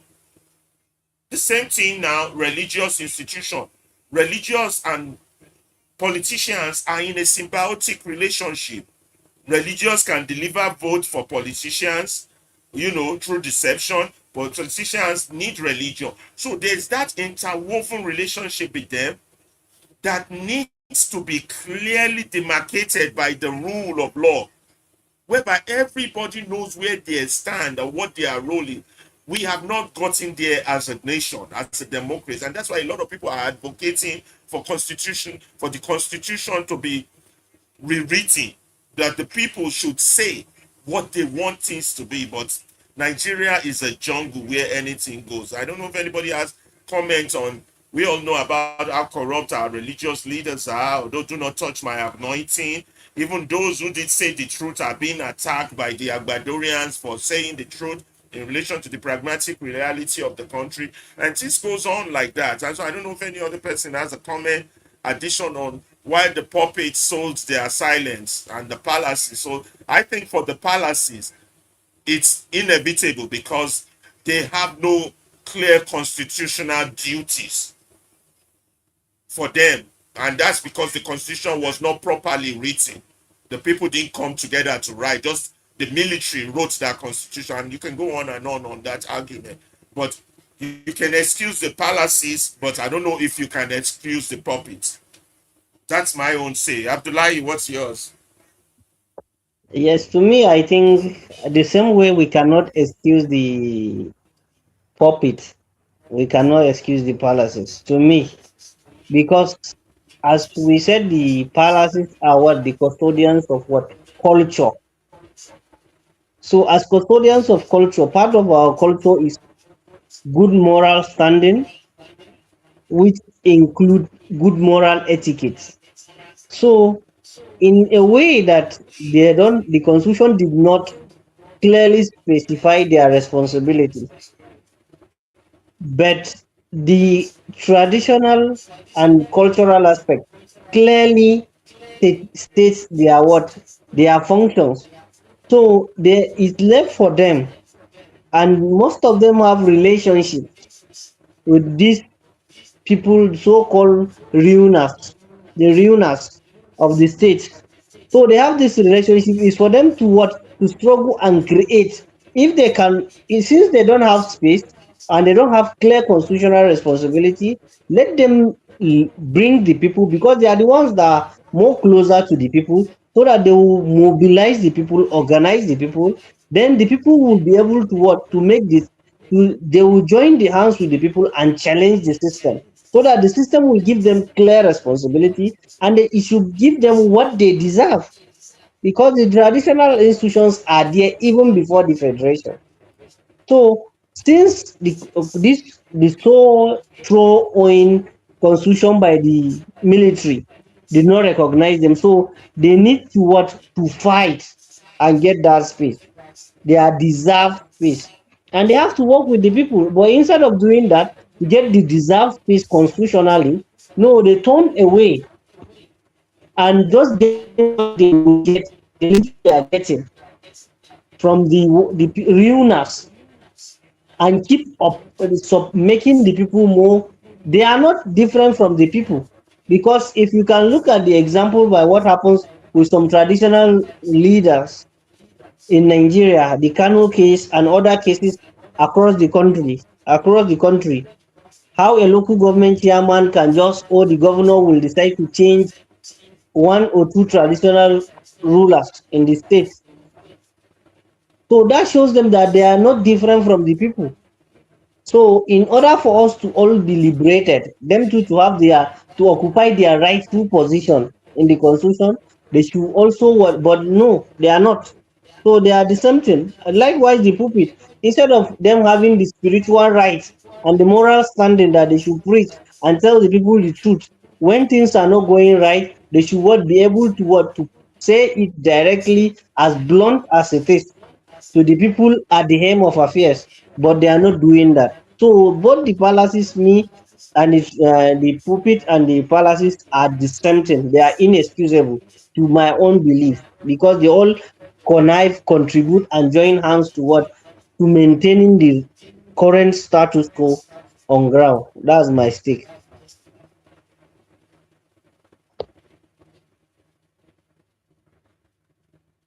Okay. Ibukun, you have any comments to the pop? We know the poppy. I said the poppy should go. I agree with Abdullahi. He has a very valid point. What's your own view before we move on? Well, there is no further adulteration about that. It's very it's clear. The reality that is in the case, um, points to the fact that pulpits and the palaces, they are indeed in bed with these bad guys. All right. They can. I cannot make excuse for the palace because just as every other institutions, they have associations. There is association of kings in Nigeria where they meet together. All right, they associate together. They can as a force because they are the ones that control the grassroots. They are the ones that the people basically listen to. They are the ones closest to the people. So when you have them, riding Rolls Royces and going to Aso Rock to get brown envelopes in dollars, you are in big trouble as a people because they are the ones that are the closest to the people. So they constitute an institution. And the politicians don't joke with them. They know the role that they are playing to indeed keep the docility, very fresh, to renew the docility and the gullibility. So as far as I'm concerned, they are not absorbed, and the pulpits also, I don't have to repeat that. The pulpits are very clearly complicit. All right. You can see people like there was some daddy Geos that have had, a cup of tea with the Almighty himself, making excuses for Tinubu that he has done his best, that there's nothing he can do more than what he's doing right now. So the complicity is very, very loud. So yeah, let's move on. Thank you so much. Okay, that's very good. We're moving on now to our youths, to the young people, a generation being anesthetized on schedule. For those just joining us, because we see that our numbers keep increasing, a lot of people are joining us from several mediums. I can't tell which medium, but we have people on YouTube, we have people on TikTok, we have people on Instagram, we have people on Facebook. I really can't tell where the numbers are coming from, but we have about 138 people from various mediums joining us. That's very nice. We welcome you to the Movement Radio. We are an alternative medium whereby we want to conscientize the minds of our people so we can free them, they can free themselves and lead to the freedom and full citizenship in Nigeria.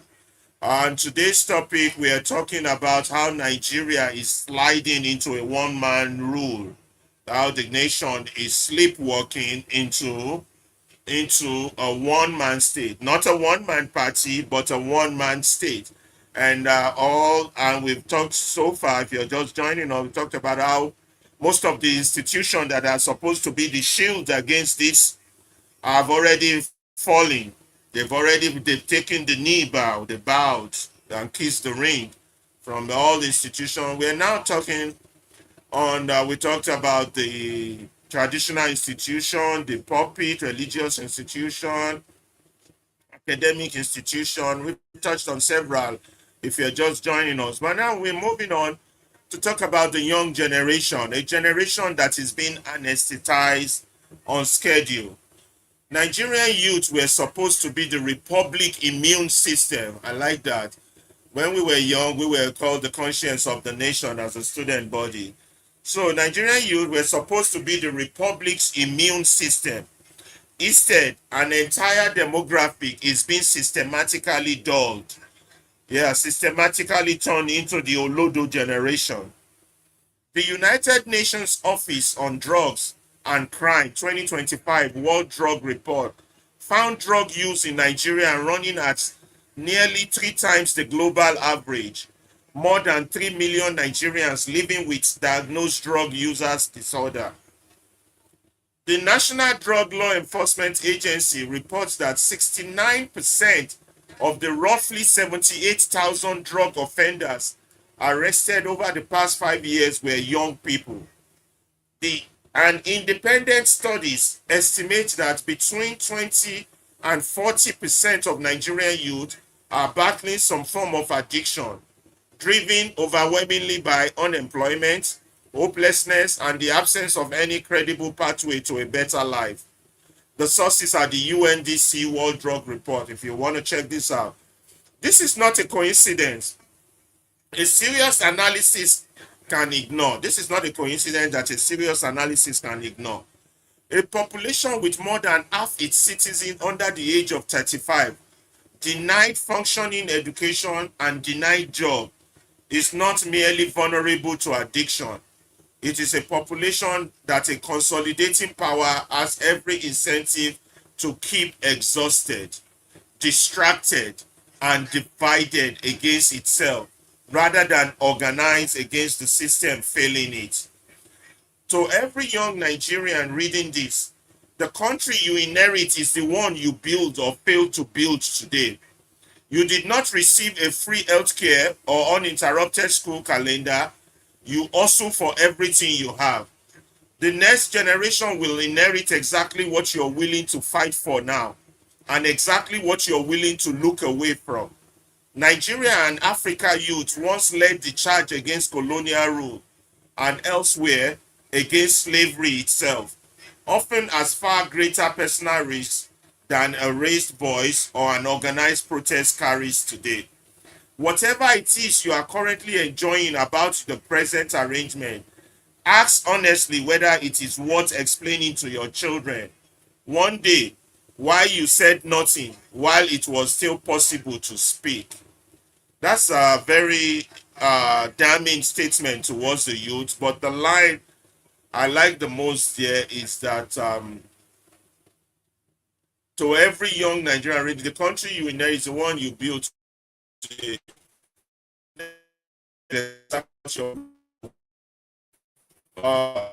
And exactly what you're willing to look away from. That is the population. This is very indicting on the Nigerian youth. I don't know if you guys have any comment or any of our audience have a comment. Please, if you have a comment on any of our medium, you can type it out. We will see it in the studio. We'll read it out. It's only audience that are on X that can join us audioly. But for this one, I just saw that there's been a huge change between the type of youth we have now and the youth that were there when we were young. When I say we were, I'm in my late 50s. So, well, during the show, when we were young, the youth were the conscience of the nation. But the youth today, I don't know, they're so calm, quiet, and they are easily distracted. Yeah, that was the part I liked the most about the article. Something about, oh, let me finish. Somebody wants to talk. Yeah. Yeah, I was trying to pick up the best line in that thing that I like the most. You know, but I notice a difference between the old youth and this one. Eh? It's a population insensate. Let the person speak. Let the person speak. I'll find that line. Go ahead. Oh, who are you? That's the microphone. Go ahead, please. Whoever has the microphone.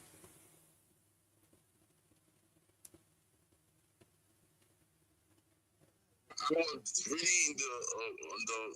I was much more in the euphoria of listening to what the movie have been saying. I'm not sure I was really keen on talking on anything, but of course, we know that as much as we want to blame our people largely for the issues going on in our country, is that also is the more we look inward, we will see that people alone cannot the blame. Are they complicit? Absolutely. Fractionally, they are complicit. But the so-called elites, pseudo-elites, I would love to call them because I don't see them as elites. The professionals of our country, like the journalists. But I think someone spoke about the role of journalists. What do you expect when institution cannot protect them? And I think Comrade Alabafera did justice to that question. but also is that, and this is why we are hell-bent on building institution and not individual. We are hell-bent on holding institution accountable and not individual. Our people, the professionals of our country, they should know they are the ones, they have the responsibility, like the journalists, the doctors, all of these people, they are the ones that have the power and the will to put the government to its knees. They are the highly working bourgeoisies. But the African bourgeoisies, as we all know, are the most corrupt bourgeoisie in the world. The African bourgeoisie would love to build mansion in the midst of poverty. The African bourgeoisie would like to drive limousine, Bentley, whatever, Bugatti, in the midst of Tata Road. That is the African bourgeoisie for you. So the African bourgeoisie, both the petty and whatever bourgeoisie, have betrayed African people. These people are not patriotic in any way, shape, or form. They are the cause of the problem in Africa. The Yalaka, we love to easily blame. Look inward.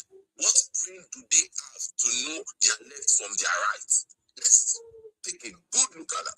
These people have not been known to understand what democracy truly means. These people have not been known to understand deeply what was brought to them by the colonialists. It was not them that negotiated our independence. They have nothing to do with it. They were only told, and they trusted these professionals, they trusted these so-called elders, that they had made the right decision on their own behalf.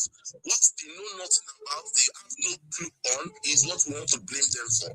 However, is that, yes, time again, years by, come rain, come sun, come whatever, that these people have eventually cannot deny that they've experienced that the so-called elders or professionals or bourgeoisies that are supposed to guide them, intelligentsias that are supposed to guide them in this knowledge and thought and approach and principle as to what they should, engage in, believing, and betray them.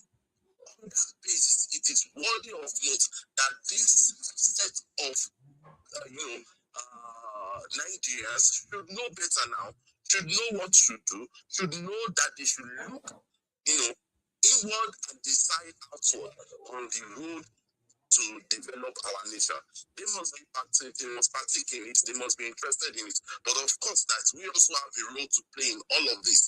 We, the so-called conscious, I use the word so-called conscious because on a good day, probably we will not be in this space. But of course, we have owned a duty to join this space. We have owned, and when I say this space, I don't mean this particular space alone. That's every engagement we are doing to conscientize the public that we have decided to take this role, because those men to take upon that role have betrayed the masses of our people who should trust them. I mean, don't you think about it? When professionals, the journalists in overseas country, when they speak, the audience listen to them and take knowledge from them. They don't tell them lies. They don't, of course, the one that tell them lies, tell them lies. The one that tell them the truth, tell them the truth. At least they know where to go to.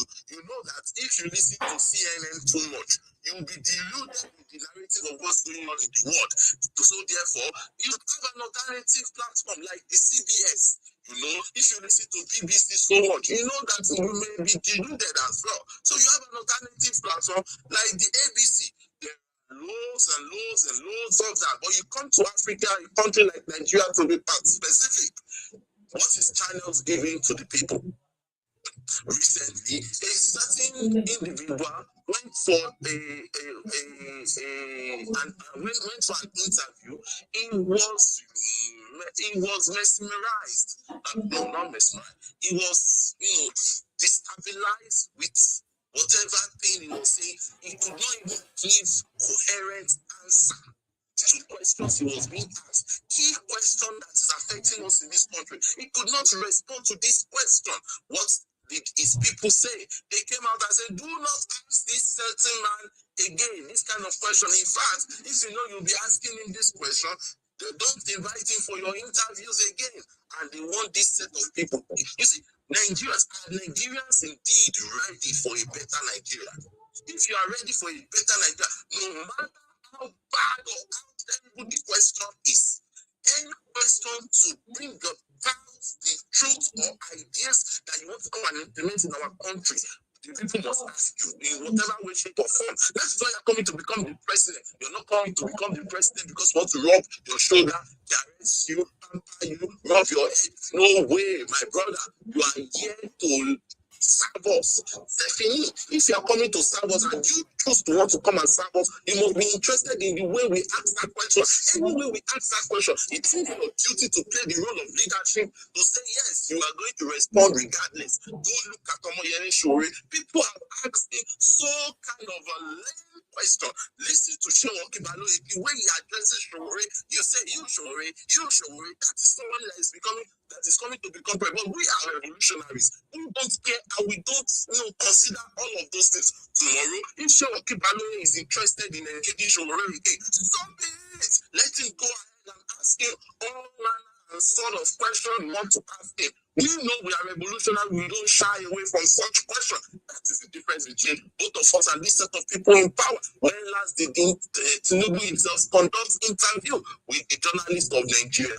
Common journalists of Nigeria, even though they can put money in their pocket. The last time, what's it called? Wike was saying that all of you journalists come here to interview me. Did we pay you? Did you pay? So he revealed the roles. Journalists go collect their own, these professionals go collect their own, engineers go collect their own. Mari is who I'm referring to now because they are saying he's an engineer. All of them go collect their own, professionals go collect their own, journalists go collect their own, musicians go collect their own, engineers go collect their own, doctors go collect their own, everybody, lecturers go collect their own, professors go collect their own. They are not interested to serving the people, but to serve those that is putting money in their pocket. Now, the masses have been crying for over 3 years that they are hungry, that they could not put food in their mouth. They don't even know the next time they are going to eat. That is the definition of hunger. Hunger is not that, oh, I'm hungry now, my belly is spiking, so I'm hungry. No, hunger is when you don't know what to eat the next hour, minute, or day. That is hunger. That is what our people are going through. Now, 3 years after, they are getting towards the next election after 4 years. So these people come around. That is when you now come to the people. You that you have been far away from the people, you now come to the people 3 years after, 1 to 4 years, and say, come and vote for me. I will give you this. I will give you 1,000. I will give you 2,000. Bro, these people have not even touched 15 naira for 3 years. Suddenly somebody wants to give them 1,000. We will now say, oh, why do you want to collect the 1,000? You are selling your future. You are right. You are not wrong. My concern is, I wish, because my own is, I hate the hypocrisy. The hypocrisy then comes to be that if you have not criticized the professional for the past 3 years, you do not have the moral right or moral stance to criticize these ones. That is my position. That is my position. You must, before you come and criticize that poor man that nobody talked to, nobody recognized, nobody was interested, nobody went to until the immediate election. Then they go to this one. It is the poor man now you want to now tell not to collect riba. Before you do that, you must have been condemning the professionals who don't collect riba for the past 3 years. But you can't ignore them and go about. You cannot keep quiet on top those where they carry 210 trillion naira where they don't feel account for. You don't talk about them. Even if you talk, you just talk and laugh. Then that poor woman we don't even know if food will come tomorrow. Suddenly one politician can't give her 5K. Person will never see 500 naira for her life. Or you don't know that there are a lot of these people that they've never held 500 naira before. That is their own. We don't know it is that bad. We give the reason now. For those that may want to get me wrong on this position, I am saying loud and clear. You must have criticized the professionals who don't collect millions for 3 years, spreading the lies. We must have criticized them constantly. Thank you very much. I totally agree with you. Most of our professionals have already collected their own 500 naira before it gets to the polling day, because they collected it in their failure to uphold their professional ethics. They collected it in their failure to stand firm against tyranny. They've collected it in their capitalization to authority. So now, when it comes to discussion and blaming why the system is wrong, they will be the first to point finger. The people collecting money during election, the people collecting money during the masses collecting. Don't sell your vote, but you sold your vote. You not only sold your vote for 4 years, you sold it for generation yet unborn. I don't know if any other person has a microphone before I go on with the issues of political parties and their spine. Ibukun, you're in charge of that. Any person, I don't want to talk over people. I want to give everybody their chance to. I can't hear you. Your mic is off. Yes, OIA said he's not done talking, so yeah. OIA is not done. Hey, let him talk. Yeah. Okay. I took the headphone off. It is not enough, because I think it is also the easy route. The easy route is to blame the poor man. The poor man has always been the victim of every goddamn failed system of any country. We will not allow it. You cannot make the poor man victim, making the poor man poor institutionally. And again, during the election, you still blame the poor man for the reason our vote or your vote did not count, or they voted someone wrongly. No, don't let us do that. Wow, Yes, we call the hypocrisy out. We call all of these ones out. Go We ahead, call go also the poor man. But before we can go ahead to do all of that, we must have called the professional. The professionals have been collecting this money, they've been collecting millions, and they've been spreading lies, or at least they've not been telling us what we should be hearing. So, thanks for the media, like the movement radio that is coming on board now, and all the medias, free medias that are speaking up for the people of this country and beyond. Because if not for this kind of free media, which information, where are we going to get the right information from? So I want to also encourage the movement radio never to stop this kind of system. And if you can go beyond this and go in the satellite teach where people can hear the movement radio purely, it will be well and good. Beyond just the internet, the mainstream also is what the movement radio should be looking up to, infiltrate, because we need such platform. Sahara Reporter alone cannot do it. Which other one they? I don't even know again. You see? So yeah, when we have places with media like the movement radio, it's gonna help. At least it's gonna help us push the narrative in the right order. The people alone cannot be blamed, at least not now. Those that can be blamed effectively are the professionals who keep spreading the lies. Those that can be blamed effectively are the engineers who keep building wrong treaties. Those that can be blamed effectively are the doctors who, instead of doing research to discover how to cure malaria, they keep on doing BBL for our young girls. Those are the people I am interested that we should start blaming massively. We call them out and call their cowardice and call their unpatriotism. When we do that, then we can go about to call that those poor people who also are in cahoots with the destroyers of our country. Back to you, Liberation Chance or the Movement Radio. Revolution now. Yes, OI is done. Please, can we proceed? Thank you so very much, OI. Thank you so very much, OI. That was very succinct delivery. Pass the mic back to the Movement Radio Chicago. Yeah, OIA. Well, thank you very, very much. You have hit the nail. You have hit the nail on the head. If you see if you stroll at the bottom, you see the Nigerian problem is summed up as one, our collective silence. Two, the enemies within. And who do we identify as our enemy within? The elites The professionals that you mentioned, those are the ones.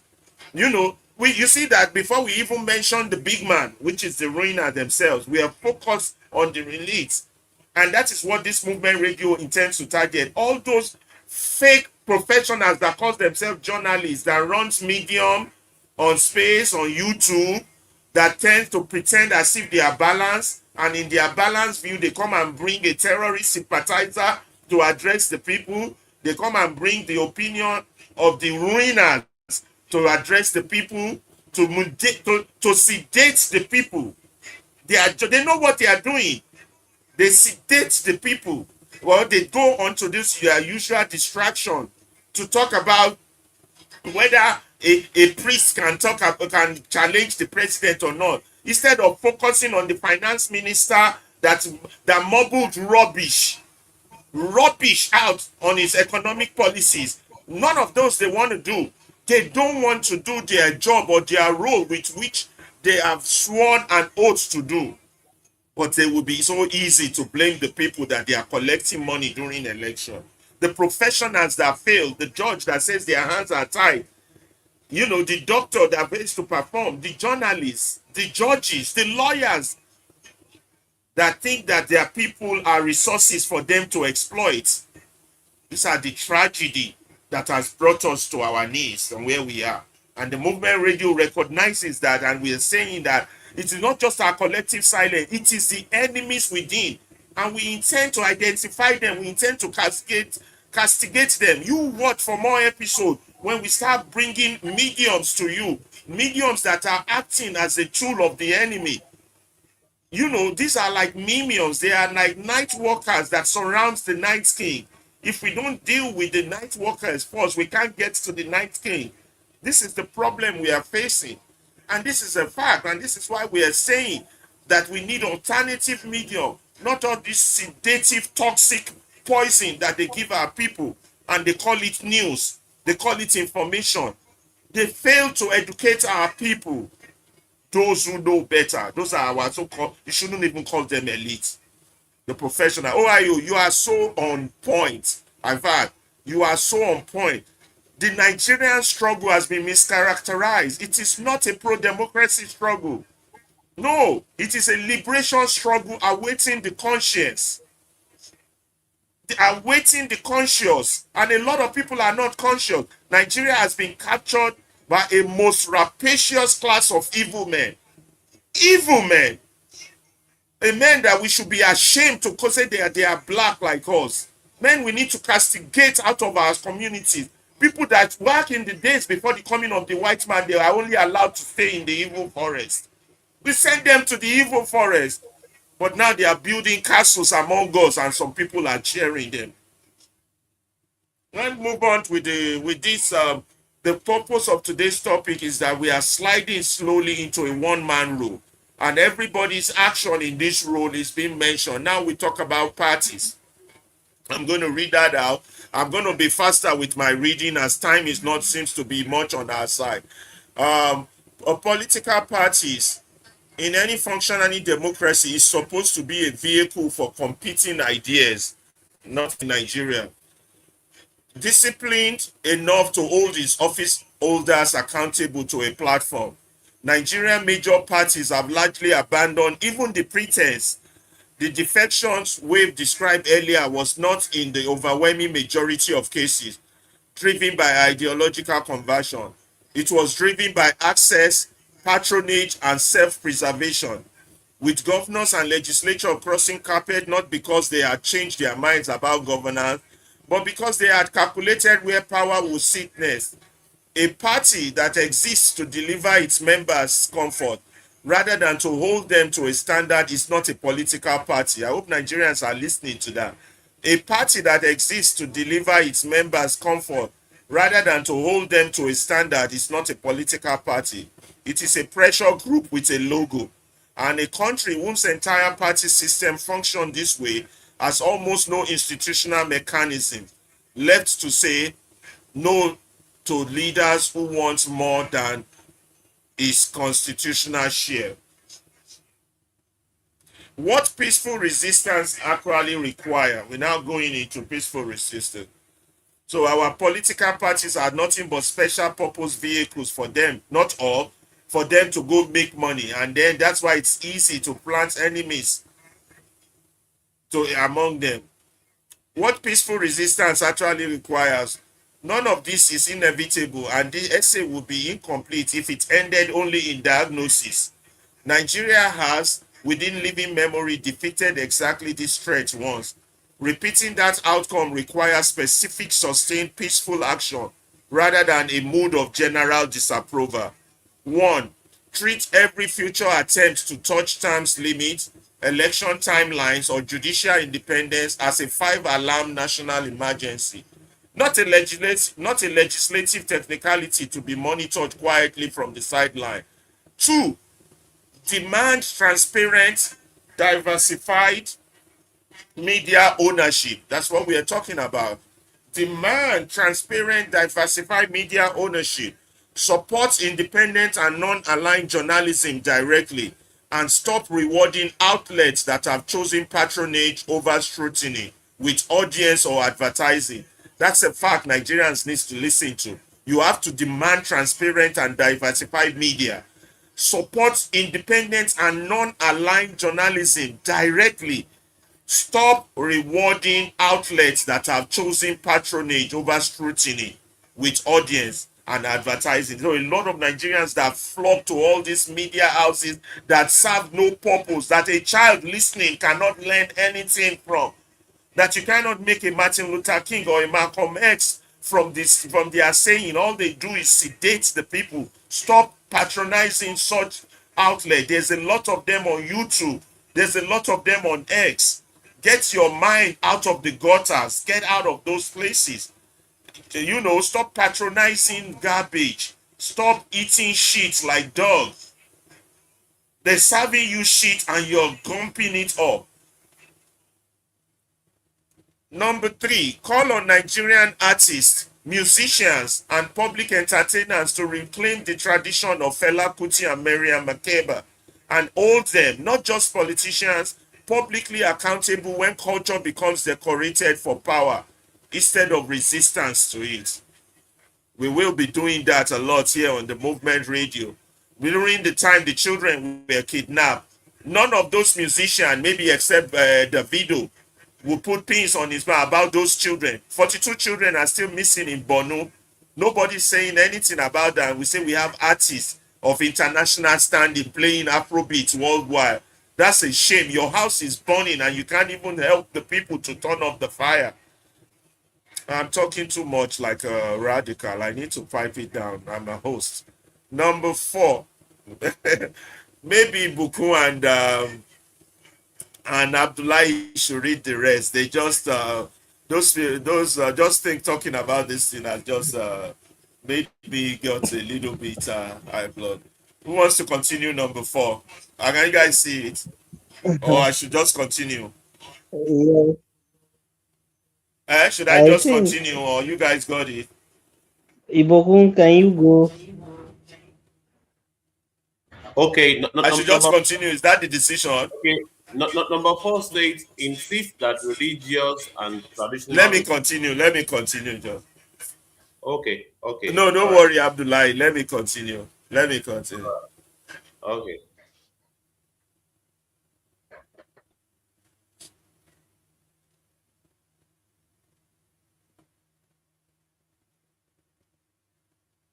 Okay. Okay. Number 4. What did you say, Beatrice? Okay. Oh, you can't hear me again? Oh, okay. Can you hear us now? Yes. Ibukun. Yes, Okay. say you should proceed. Number Yes. 4. Insist that religious and traditional institutions choose moral independence over proximity to public funds, and ask direct public question when they do not. Invest in youth facing solutions, real jobs, functioning rehabilitation infrastructure and education. as a matter of national security, not charity, because an anesthetized generation cannot defend a republic. Reward political parties that maintain actual internal democracy and ideological discipline, and treat casual patronage-driven defection as a qualifying character issue at the ballot box, not a routine footnote. Organize a single voice is easy to isolate. Organize a single voice is easy to isolate. A coordinated civil society, professional association, or community network is what actually reversed the third term in Project 2006, and is what Nigeria own history and can prove and work again. Notice that all this recommendation is not saying government should, it's saying we should. This is what we should do. Recommendation as individuals. The line we cannot let be crossed. The line we cannot cross. A one-party state is a democracy in decline. A one-man state is the end of the argument altogether. A system in which no institution retains the independence to say no, in which the only remaining check on power is whatever mercy that power chooses on any given day to extend. Nigeria is not there yet, but every early warning sign cataloged in this essay, a governing party absorbing the opposition by defection rather than persuasion, a press compromised by ownership, an entertainment culture that has traded resistance for proximity, religious and traditional institutions drawn into the orbit of patronage, and a generation of young citizens quietly anesthetized by hopelessness is precisely the sequence that preceded every entrenched one-man rule this continent has produced. Citizenship is not a spectator sport. That is the most important office. The office of the citizen is not a spectator sport, and it was never meant to be inherited passively. It is demanded, it is practiced, and it is defended, and generation after generation, or it is lost the same way. Nigeria defeated this exact threat once, peacefully, within the lifetime of the people still reading newspapers today.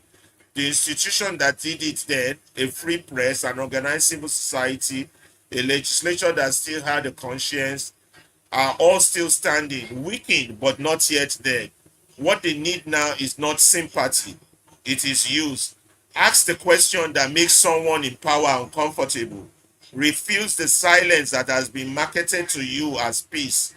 The alternative is a nation that wakes up one day and discover that it has spent a decade quietly building the very tyrant it always swore it would never allow. Bottom line, citizenship is not a spectator sport. Do something. Abdullahi and Bukum, I pass the mic over to you all. Let's leave that conclusion. I like that.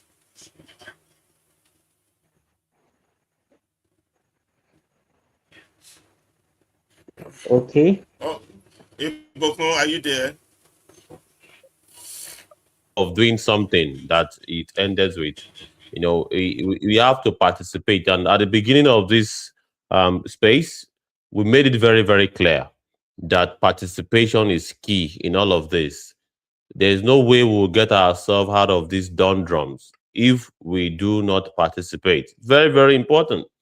But this whole idea of looking for a Superman or an extraterrestrial entity to come and help us solve our problems, or looking forward to the failed system, it's funny when you want to solve a problem and you are looking forward to the very institutions that have caused the problem in the first place, or the very same politicians that have caused the problem in the first place, or you are looking for the media that is complicit, that is by system complicit, or you are expecting an electoral umpire that is loyal to the system to suddenly give you a free and fair election.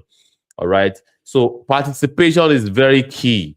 This victim, this blame blaming of a thing, trying to transfer aggression on entities that are not really the problem. It gets me, it pisses me off, and at the same time cracks me up at the same time. So it's just like a bittersweet experience for me, because I marvel at the hypocrisy of Nigerians, and I find their honest ignorance very, very entertaining. But well, we have to indeed get to a point where we would have to participate actively as the office of the citizens, which is the most important office, or we keep on the vicious circle rolling. So passing the mic to Mr. Abdullahi. Yes, thank you so much, Mr. Alaba and Ibokun. I think you have done justice to the AC, and just like departing words that I will have to say. A peaceful revolution in Nigeria is very much possible, and the office of the citizenry is the most powerful office in every country. A leader cannot lead himself, but he will lead the people. And a good Nigeria, a positive and a prosperous Nigeria is possible, but not by an individual, but by our collective effort. If only single individual or just few individuals will keep putting their effort, they will achieve something. But when we collectively work together, we'll make it even more faster, more beautiful, more bigger, and within the shortest possible time, we can make it possible. So this essay is is a call to action that if we keep sleeping and we keep maintaining the silence, so we are just like setting or giving others that single person an opportunity to create that empire that you will create, that everybody have to be submissive. So a better Nigeria is possible, and a better Nigeria is possible because if all of us take action. So that's all the AC wants to tell you about. And if we keep quiet, we know where we're heading to. But if we speak, the office of the citizenry is not a passive office, it's an active office, it's a participatory office. So let us be active, let us participate, let us interact, let's do it together. That's the essence of the movement radio. It's an alternative that will educate you, inform you, and make you enlightened and bring you up to speed to the reality of life. This is the reality of Nigeria, and we all have responsibility. So let us all stand to our responsibility.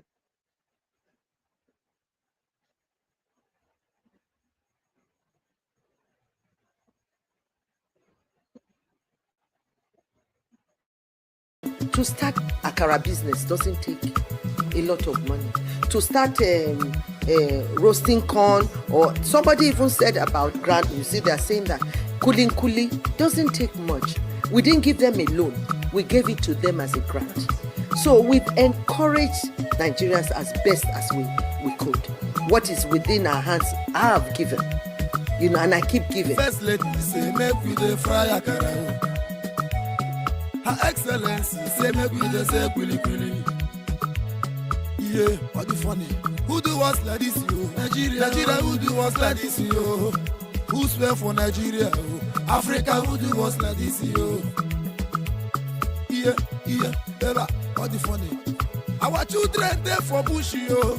We say make a dey say kuli. Bandit they kidnap, yo. We say make a dey sell akara, yo. Insecurity everywhere, oh.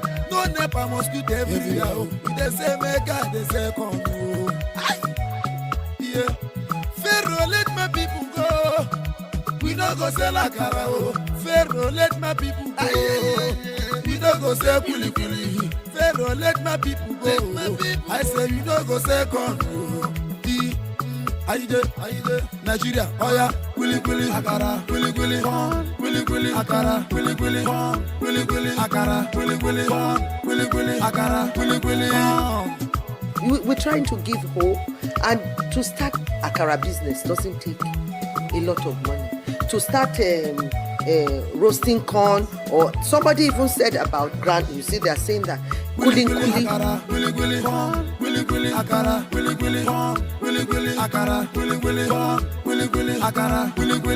to them as a grant. So we've encouraged Nigerians as best as we could. What is within our hands, I have given, and I keep giving.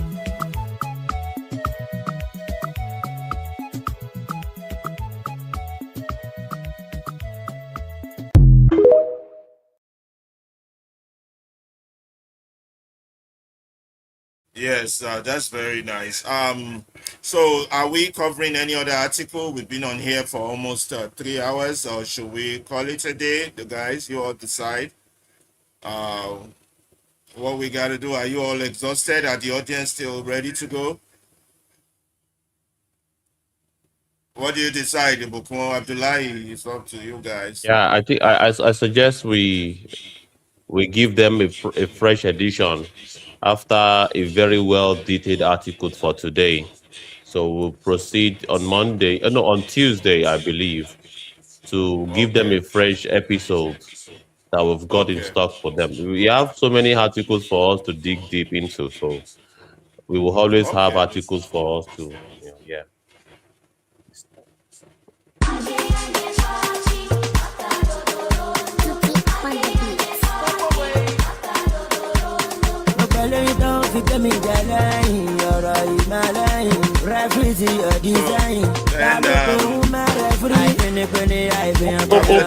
Thank you to everybody that's on us. We have a lot of people.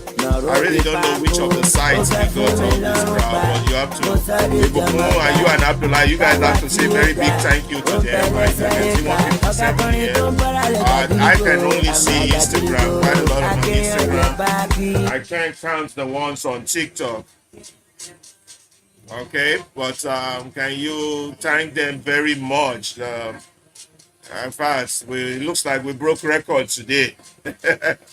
Yes, we broke records once today. The music stop, we start.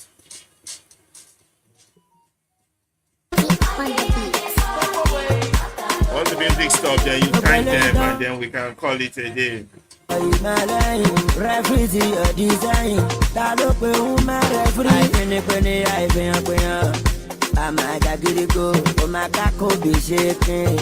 the boxing champion.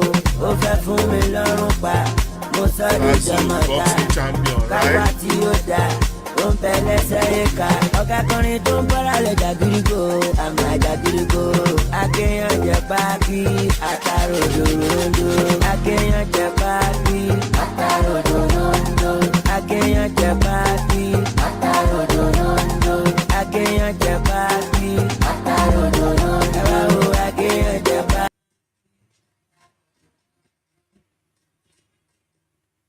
Yeah, I greet. Thank you so very much. We greet you for your audience today. We broke records. 150 of you joined the broadcast today, and it's indeed, yes, 157. Not counting and TikTok and what's the other one? Instagram. Yes, absolutely. So it basically shows that we have to intensify. We have to keep you enjoy what we do, and there is enough signal to indicate that yes, you want us to continue doing this. All right, and we want to make a request. Your participation is as important as your attention. The fact that we have your attention is a good start, is a good indication. But your participation is also very, very important. Participate by your, comments, all right, your retweets, your likes, your followership. We'll be happy if at least 100 of us can follow the account, so that you'll be notified. We want to have you back. We welcome you, we love you, would like to have your attention once again. And part of that is indeed to remember to follow all of the panelists, all right? Follow the OIA, follow Beatrice, follow Liberation Chat. Let's follow each other, all right? So that you'll be notified when we are live and direct again. We'll be live on Tuesday for another fresh edition of the Movement Radio.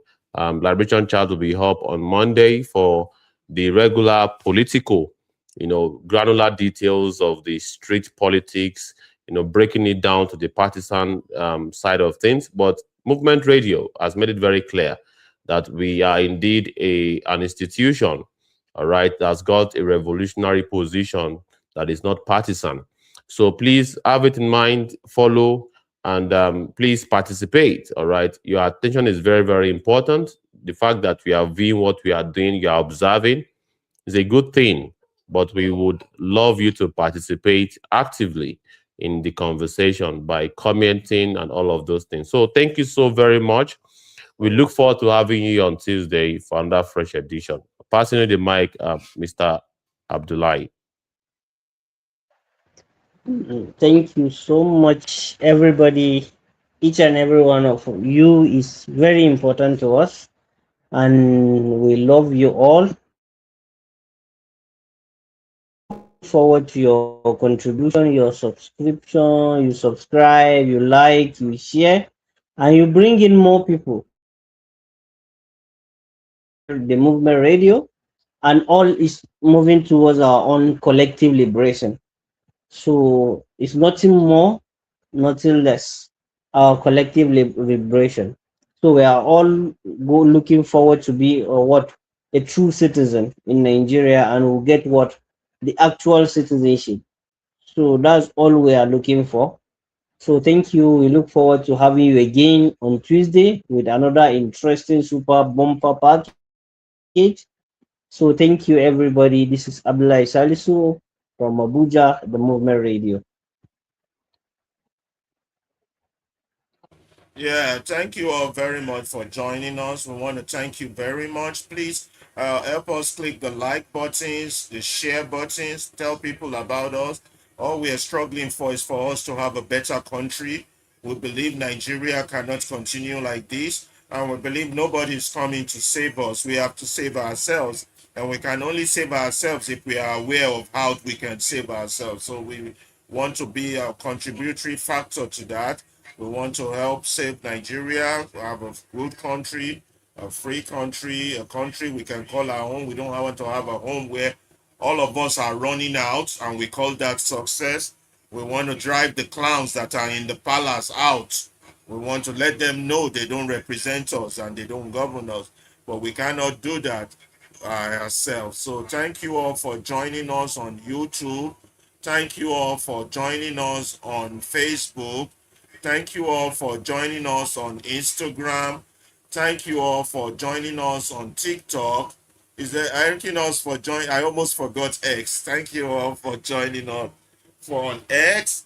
Somebody is complaining on TikTok that I did not mention them. Thank you, Papunda, for joining us. Thank you very much. On X, Ataiko OIA, Beatrice, Freno, Ingenious, Edo Pikin, Enemona, and Instagram. The list is too long for me to call out the names.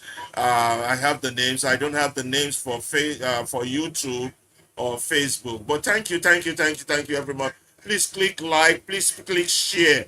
Let people know about us. No, all we want is a better country. We don't want to keep running across a desert. Thank you, and we'll hope to see you. We do a reruns. If you come in late, you can watch the shows again. We'll do reruns, but we'll start another show on Tuesday.